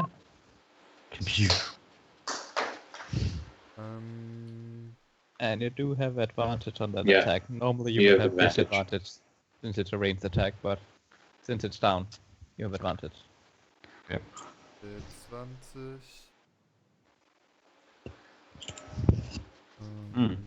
But I think you catch Aemon with it also, if I'm reading the spell correctly. So the target and each creature within 5 feet of the point where the ice exploded. Oh yeah, you hit yourself also. Oh yeah. The target at each creature I must succeed on this go. Yeah. Well, I guess we have to roll well on the dexterity Okay, saves. so Oh, you jerk! I just kept it for you. Don't worry, I'll save you. And then boom, and then it Yeah. just blows everybody up. yeah, Hmm. so I mean the warg failed it too. So Okay. I got a 14 on my save. So he takes 9 in total, and a 14 makes the save. The DC is 12. Okay. okay. So yeah, the ice. What is it? An ice shard? Yep, it's like Okay. a big ice shard. Okay. So the ice shard hits the warg and poof, explodes, and then I Okay, made the so- save. great. 9 damage. So now, so you had, so you need to deal damage twice, right? One did. for hitting I- it. Yeah, I did. 3 damage for So hitting how it, much?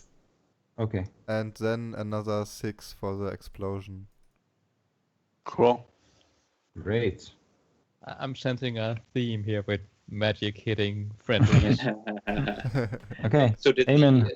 the other warg take the explosion damage? I That's think beside so. me. Yeah. See, totally Okay. worth it. Yep. So yeah, this ice shot poof, explodes and shrapnels engulf all of you, but you manage to basically avert the most of it, while the wargs, basically large and heavy, doesn't, and they both take full damage. Cool. Cool. At this point, the one that is prone basically moves to stand up and tries to bite Aemon once more. I need to check this. What is your AC? 16. So he misses again. And the other one will try to drag down Zunis, right? Because you're close to him. AC doesn't matter. He tries and fails to grab you. Great. Awesome. Rolian. Okay. So where are they and where am I right now? I was about 60 feet from them. Where are they exactly, though? Around here. Okay. So I'm probably staying around somewhere around here. Okay. I didn't see Ah. any mark, but I'm trying. no, that's fine. So you keep your Ah. distance. There you go. Yeah. Okay. Okay, so I'm going to cast another spell. This time it's going to be a cantrip. That's vicious mockery, just to annoy them a bit. Okay. I curse them, and if I'm guessing that they can hear me. They need to succeed on a Wisdom saving throw, DC 13. Okay. They don't. I mean, they don't need to understand you or something like that, right? No, they just need to hear me. So it's a Wisdom saving throw. Yeah, 13. Both of them. Yeah. No, just Okay. one of them. Okay. One of them. So eat 13 with wisdom. Oh, it doesn't have any modifier. Okay. So no, he didn't make it. Okay, so he gets 4 damage, and he's gonna have disadvantage on his next attack roll. Okay. Cool. So it shakes its head and whimpers a little bit as this spell basically attack its mind. Great. Anything else? If not, then it's Forgar's turn. No, it's 4 guys then. All right. So there's still 2 by me, right? Yes. One I'm of them gonna- looks pretty beat up. The other one with the bow sticking out of it looks better. I'm gonna go for the one that's looking pretty beat up. Okay. Yeah, so he's distracted from the noise in its mind. Right on. That's 22. Oh, yeah. Does nice. 11 damage. Ooh, yeah. So with 11 damage, you put him down for good. Cool. Great. Jenkins. Yes. I assume there's arrow slits up in this guard tower. Yep. And could I make it up there? Sure. On my normal move. Yeah, then I'm climbing up there. Yep. Assuming Yeah, 20 feet tall, no problem.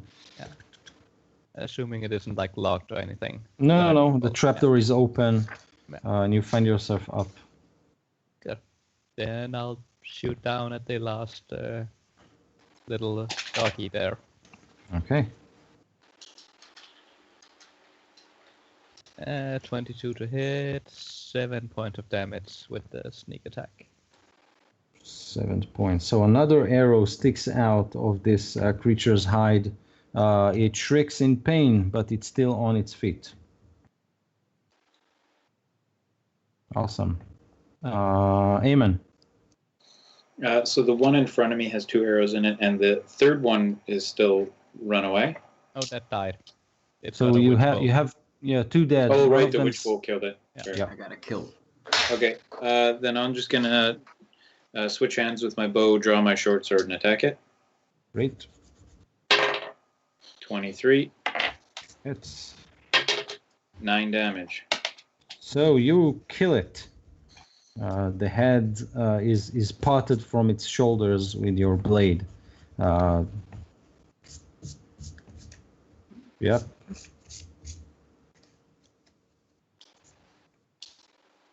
The bell continues to ring after the dogs stop their barking and snarling, but the bell is still there. Dun, dun, As soon as dun. combat is over, I say, I saw a goblin in that one house. Let's- And the goblin's not where the bell is, right? We don't know where that bell is. The bell is ringing.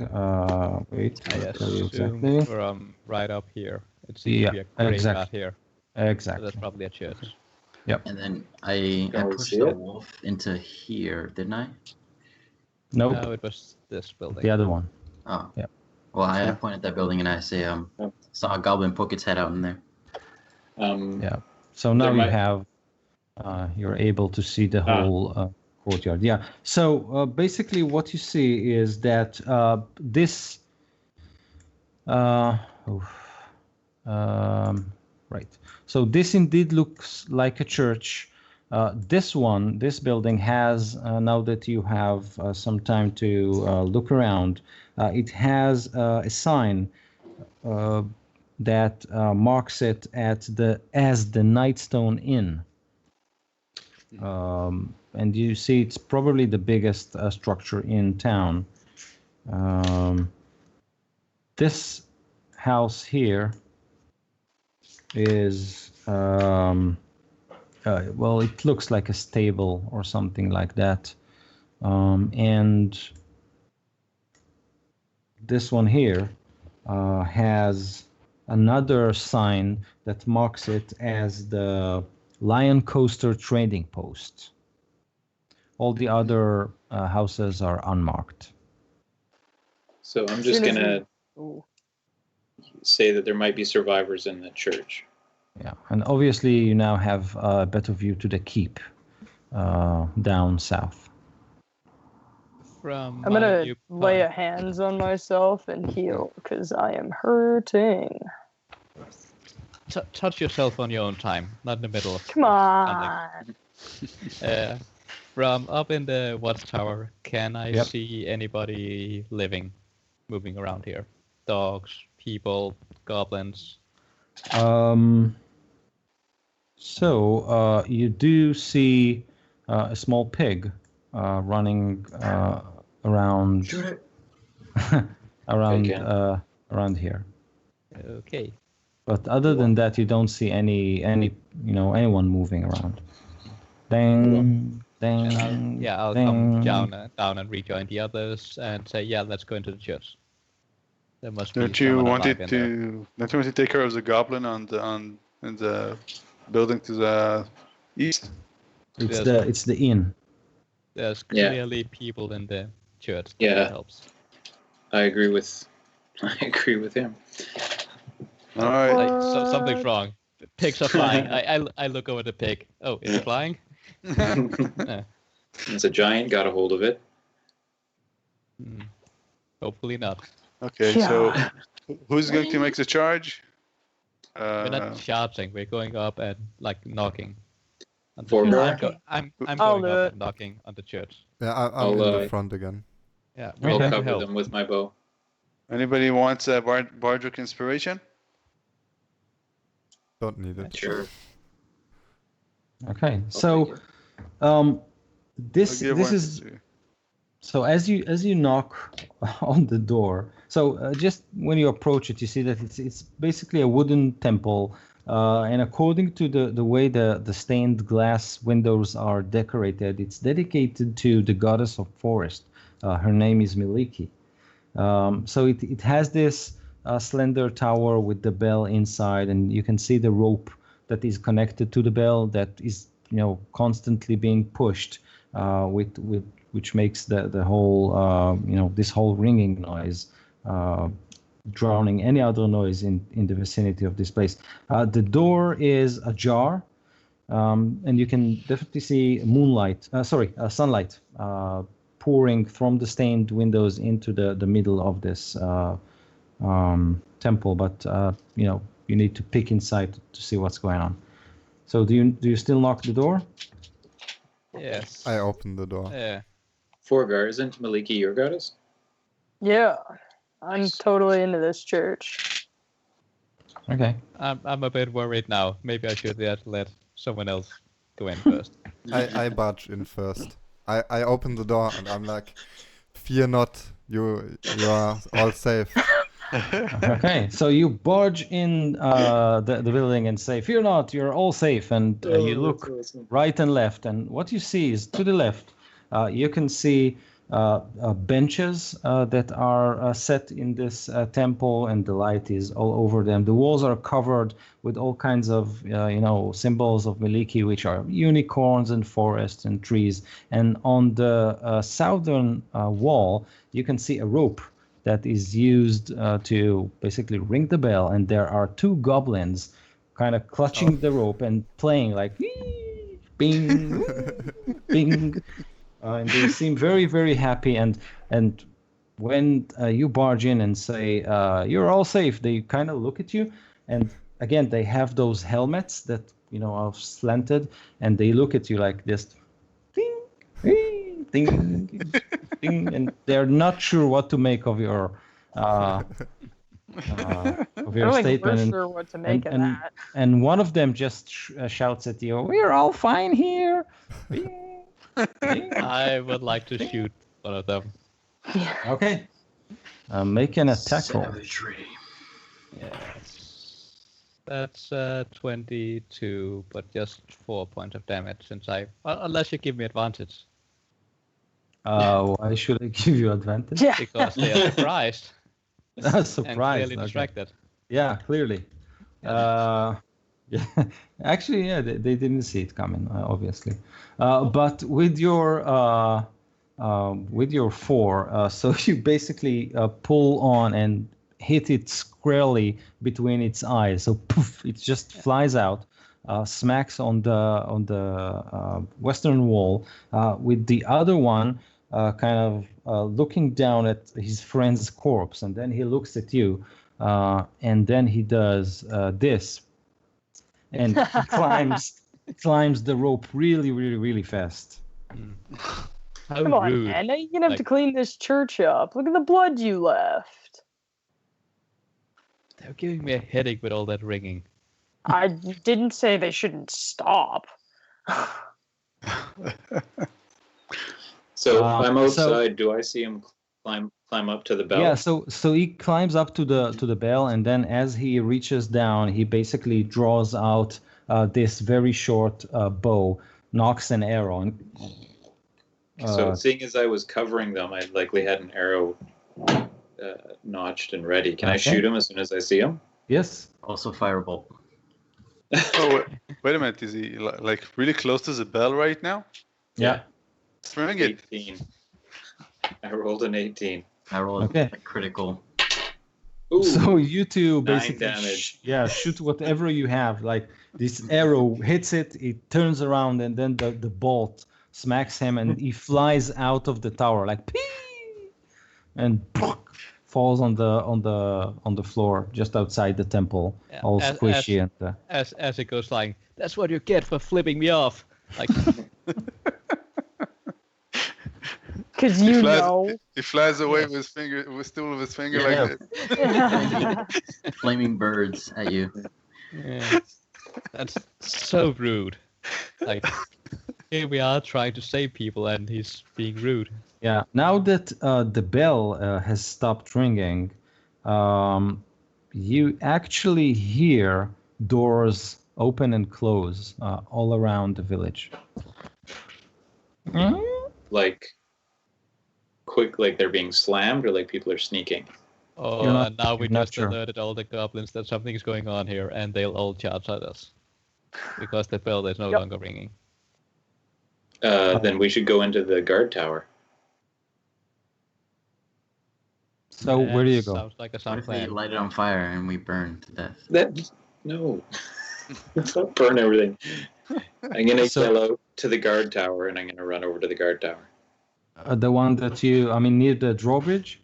Yeah, the one that Mr. Rennar was in. Okay.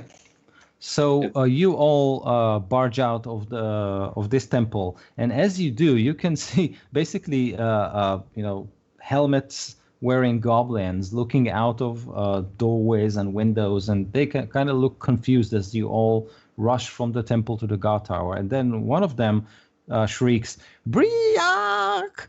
And then they all like ants out of their nest, kind of pour out of buildings and doors and windows, and basically running to face you. So I need another initiative roll from all of you. Yeah, that's more like it. Oh, I got an 18. oh. Okay. I got a 17 for me. yeah, and I got a 4 with my +3 modifier, which is yeah. That's what I did last time too. 4 for Jenkins. Yes. 11 for Eileen. Wait, 22 was who? Amen. Amen. 22.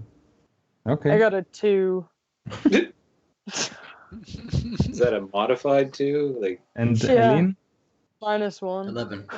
11. Okay. So, Eamon, you were obviously alerted more than anyone else. What do you do? I'm gonna. Do I think we have time to run into the tower? You think they'll be shooting at you, as most of them brandish. I mean, some of them brandish scimitars, but the others are knocking arrows. So you can expect a barge of. Yeah. So I'm gonna run into the tower. It has a door on it, right? Like a big wooden Yeah. door. Mhm. And then I want to get ready to close it, and I'm looking to see if there's like a bar for it or something like that somehow that I can keep them out. Okay, so you run into the temple, into the the tower. watchtower, the tower, open the door, turn around, and then you can see, something like 15 goblins lash out with a volley of arrows, and you can see your friends kind of like just Not running. much I can do. Yeah, you can close the door.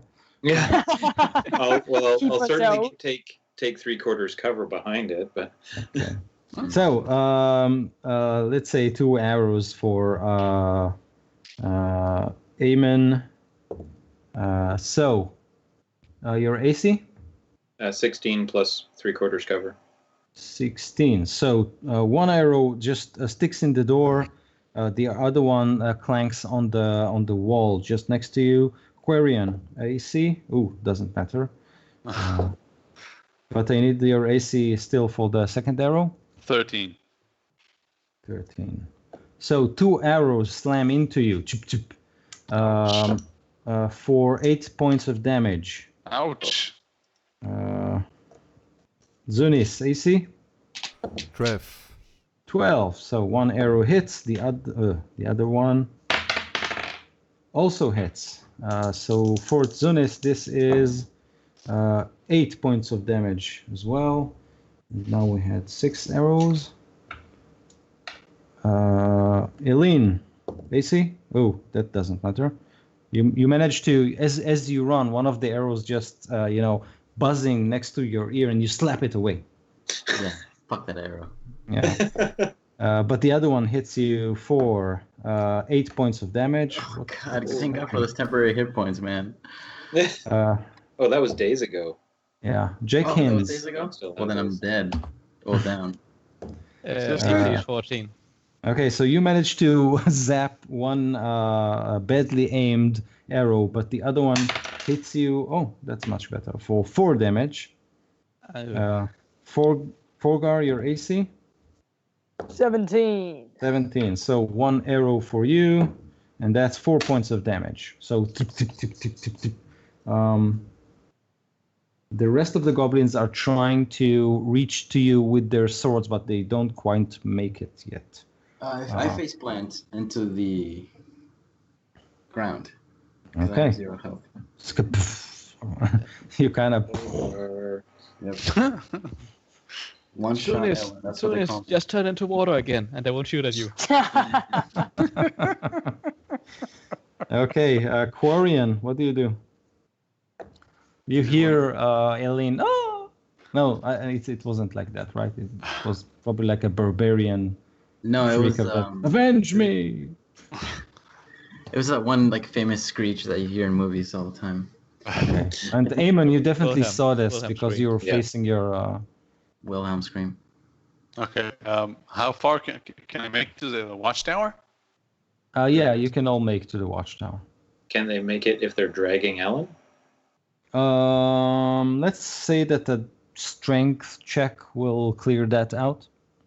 Anybody Yeah. who's strong here? Because I'm definitely not going strong. too fast, man. Fogger as strong as I yes, I've run past him. I'm out. That's the proper response. Yeah, I'm definitely. I can try and drag her.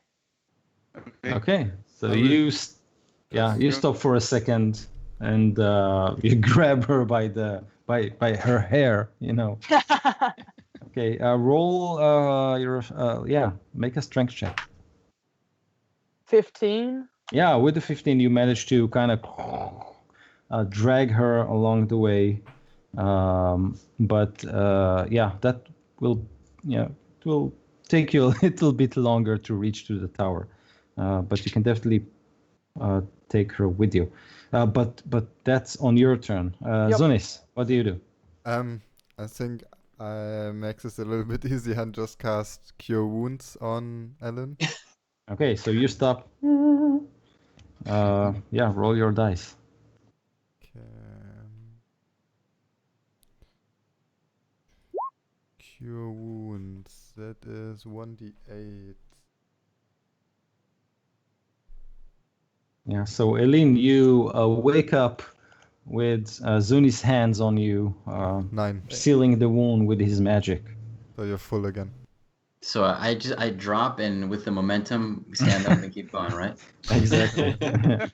Yeah, it's your turn. Balance. So as he, crutches and heals you, you kind of run beneath his hands. So he stays there in a healing position, and you He just stands like this, and I keep running. exactly. I just say thanks, and then as I run, I cast Mage Armor on myself and dive into that tower. Okay. You managed to pass through the door, but Zunis is left behind. Jack Hint. Oh, am I? Can't I go in as well? I think I Yeah, can you move after. you stopped to cast your spell. So, but you'll be at the door, not just inside of it, but just at the door. Okay. Okay. I'm running in and as far up the ladder as I can. Okay. Okay. Great. And Forgar. But is this a stone or wooden building? This one is made. I'll tell you. This one is made of stone. Oh, good. Yeah, then it seems safe. Yep. Safer. These are 20 feet tall, and the rooftop is with battlements, so jagged top. Okay, so you basically go inside and start to climb the ladder that leads to the trapdoor. No problem. Forgar, so I'm guessing you won't be dragging. No, I'm not dragging if she's running. Okay, so into the tower? Yeah. Okay. Yeah. Great. Just one torch, all it takes. So, Eamon, all of your friends are inside the tower except of Zunis, who just stayed there to heal Eileen. And you watch there are something like 12 of the goblins who rush at the tower, and you think that 8 of them are about to launch another volley of arrows. Okay. Zunis is right there at the door, though. Yeah, just very close to it, but not inside. Is it possible for me to pull him inside, slam Yes. the door shut? Yep. And then I'll... Yep. Go ahead. No. I'm assuming I won't have enough left to bar the door, so I'll just lean against it. Right. Okay. So you pull in Zunis and close the door just in time for something like 5-6 arrows. They hit the door as you do that. But immediately after that, you can hear those goblins with their fingernails and feet as they try to climb the tower. So it's not a very high climb, and it's made of stone. And it's not hard, not very hard to climb. I'm gonna yell for to close the trapdoor, if anyone can. Okay, so let's see how many of them manage to. So the archers, which are about 8 of them, just reach to the door, and you can hear them pum pum pum pum pum. They bang on it. But they are still not trying to force it open. They will probably do that on their next turn. But 4 of them are trying to climb. So let's see. First one succeeds. One of them falls after climbing 10 feet, and you can hear him, wait! And then he falls on his ass. A third one, same, wait! And falls on top of his friend. And so 2 of them manage to climb up. Guys, what do you think about a divide and conquer? Let's just open the door, let a couple of them in, and close the door back. I agree. Yeah, let's beat this stupid AI. Okay, so they basically, the 2 that managed to climb up are on the roof trying to open the trap door. 2 are still at the basis of the tower, and 8 of them are basically banging at the door. Let us in, we just want to talk. I think we should just shoot at them from the roof, to be honest. Goblins. Yeah, but there are I wanna 2 be a up on the goblin roof. Yeah, well, Uh, 2 goblins. Just 2 yeah. goblins. Quarian. Okay, I'm gonna help with.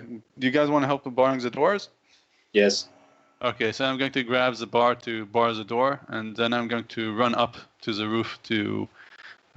Just going to be prepared to do whatever I need to do to these goblins. So think about it this way: there is a staircase that leads to the second floor. It's like 15 feet above the ground, and then there is a wooden ladder that stands on the floor that leads to the trapdoor. And you can definitely hear the sounds of two goblins trying to open the trapdoor from above. And the trapdoor isn't locked in any way. There is a small handle, so you can climb the ladder and hold it in or something like that. Okay, I'm gonna do that. Can I try to bar sword or something like that? Or put it inside the handle So or something there is no locking mechanism. Nobody expected it to be under siege by goblins. All right, so what I'm going to do, I'm just going to grab the ladder and move it away. Okay. So you move the ladder away. Awesome. Just as I'm about to climb up the ladder, like, hey, what are you doing? You're on it. Zunis, what do you do? I think I'm gonna use my second spell slot to cast Cure Wounds on myself. Okay. Great. Anything else? No, that's it really. Oh damn, it's just 3. Yeah. I So, think you add your spell casting ability modifier, at least according to the spell description that I see in front of me. Yeah, I do. So it's a 3 total. Okay. The door that I'm holding, was it barred? No, there are No? no Okay. bars. But you can definitely hold it or something like that. Okay. Eileen. I want to go up where my bard friend Quarian is, and just hold a firebolt attack spell in case I see any goblins come in. Okay, ready with a firebolt. Yeah, as soon as they come out. Okay. Jenkins? Yes. Up on the second floor, can I shoot out at any goblins? Okay, so ready. If I can, is there like a window or something, or arrow slits that I can So see? there out are and arrow slits. Yeah, you can, but it's really hard to shoot straight down through the slit. Yeah. Okay. So Yeah. you can try, but with a disadvantage. I guess I'll try that. Like, hey, we need to get up on the roof. I say, like, don't move the ladder. And yeah, shoot down at one of them. Okay. With a disadvantage, that's an 11. Okay. So an 11 doesn't hit. You hear the arrow clanks on the floor. Clank, clank, clank. Okay. Forgar, what do you do? So who's still down there with me? Just me. You are? And Just I you? am not the strongest guy. So I think that Eamon and Zunis are down. Yeah, I'm not. Yeah. All right. So are we trying to keep this door shut, or are we gonna let a couple of them in? Either way, you're gonna need to help. Because, yeah. I was trying to decide if we were gonna do this like a pinball, where somebody opens the door and I use my shield to bat one of them towards somebody else and close the door again quickly. Okay. Okay, so what are you doing? You're getting ready to open the door and let some of them in. Okay. I don't know, man. I think we should just shoot down on them, but Eamon, You said we couldn't hit them from up there. we're on the roof. We need to go down the roof. So Eamon, what are you planning to do? You hold the door and you are pretty much sure that the goblins will try to force it open. Yeah. What do you do? I would like to take my dagger and wedge it in between the door and the frame as hard as I can. Okay, make a strength check. Yeah, see, I told you, I'm not very strong. 8. 8. Okay, so you plunge it as hard as possible, but at that very moment, they push really, really hard. So the door kind of slams into your face, flies the dagger flies out of its place. I need you to make another strength check to see if you can hold the door. Hold the door! Yeah, thanks, Forgar. 18. Borg into the 18. Okay, let's see how do they do. But there are several of them, so I will give them an advantage. So, natural 20. Damn First it, one in the Forgar. game. Really? They don't worry. They have a -5. I'm sure of it.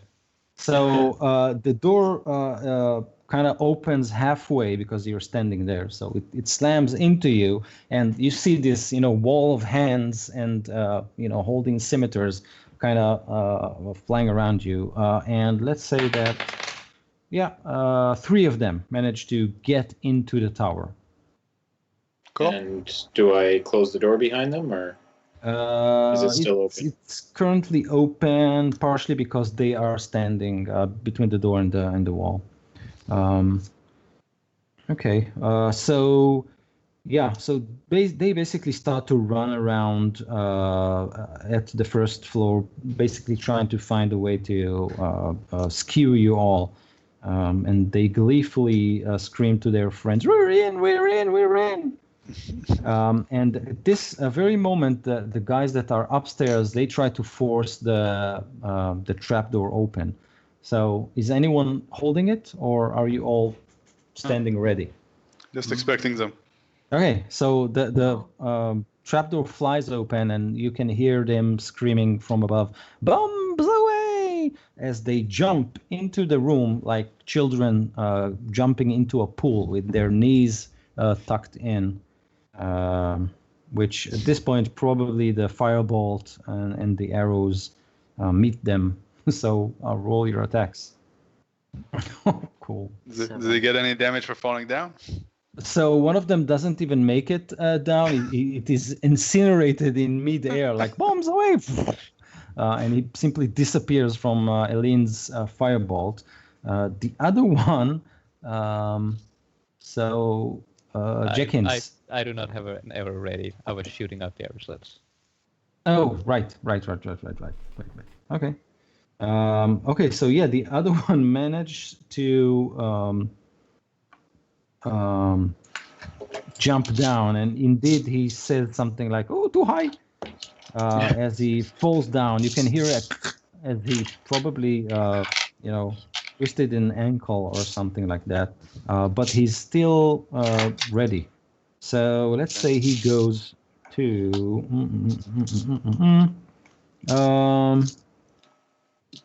let's roll a die and say 1, 2, 3, 4. So Eline, this goblin limping charges at you screaming, "Briac!" I got 15 AC right now. Yeah, so he manages to skew you with his scimitar, and this will leave a mark. 6 damage. Oh, thank God. 1 hit point. All right. Living on the edge. Okay. So we have one goblin up, and most of them are downstairs, and he also starts screaming, I'm in, use the trapdoor above. So more of them are trying to climb. So we have the two that try to climb. They try again. One of them succeeds. The other one falls on his butt again. So we have one. Damage is the one that's folding taking. He took. any. No. He just tries and falls. Oh. Yeah, but nothing too dramatic. So, Quarian. Okay, I cast Cure Light Wounds on myself because I'm pretty bad. And after that, I'm going to take out my sword and just hold it up, from where they're falling down, in a skewering position. Okay. Okay, I'll just check how much I.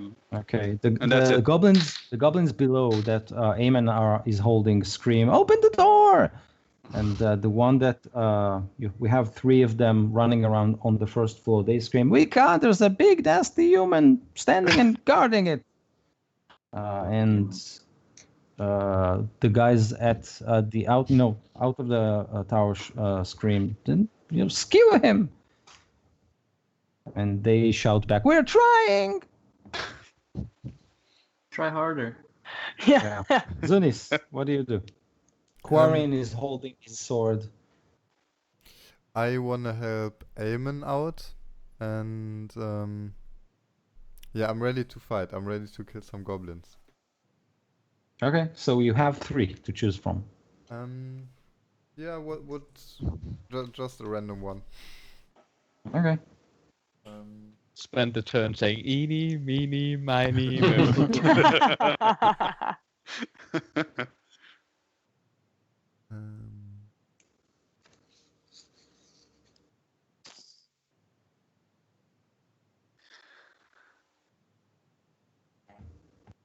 There it is.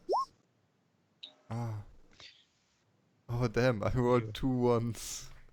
You were clearly not ready Wow. to fight.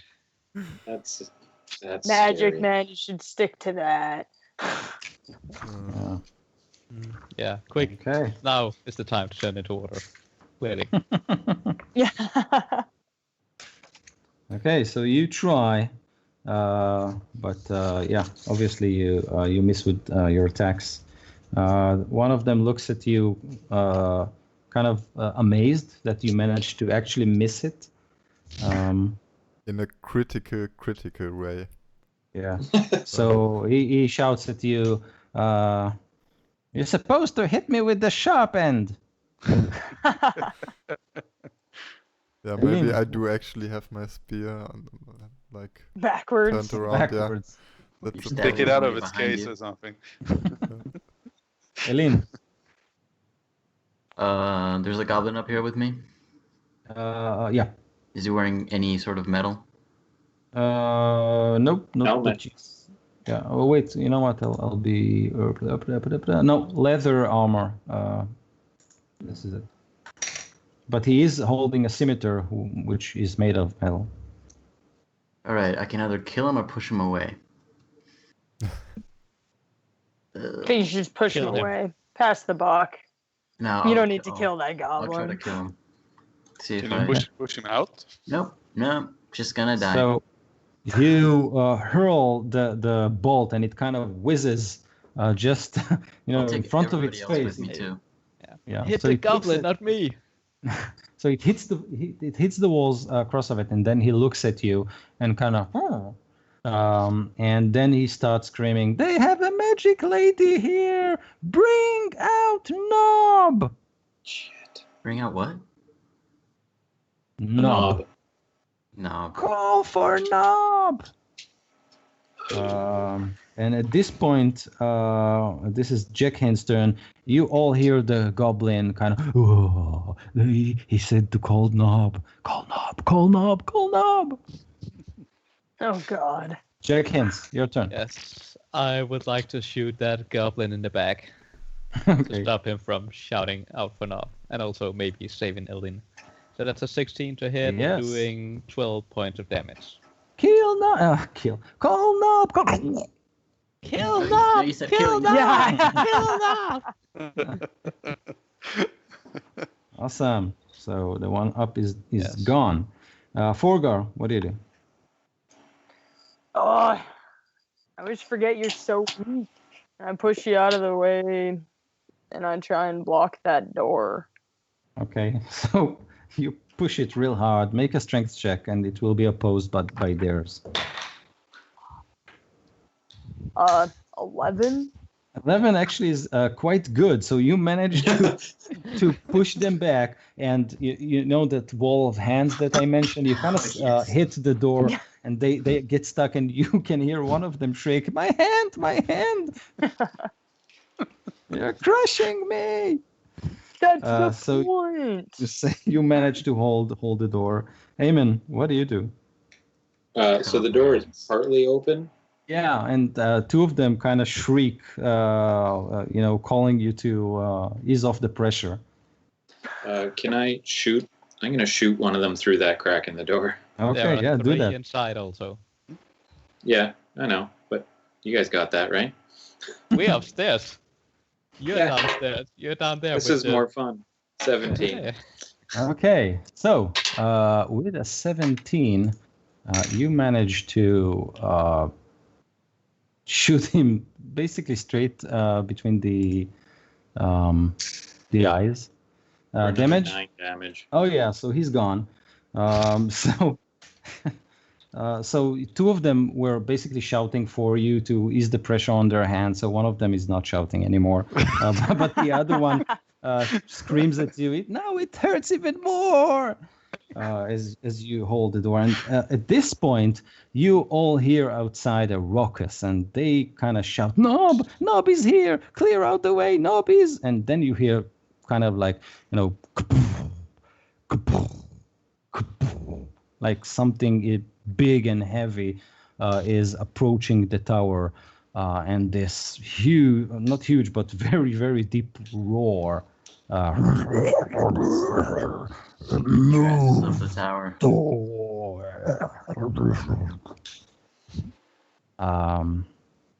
And I think we'll finish here, right? Yeah. That moment when you aggro the boss.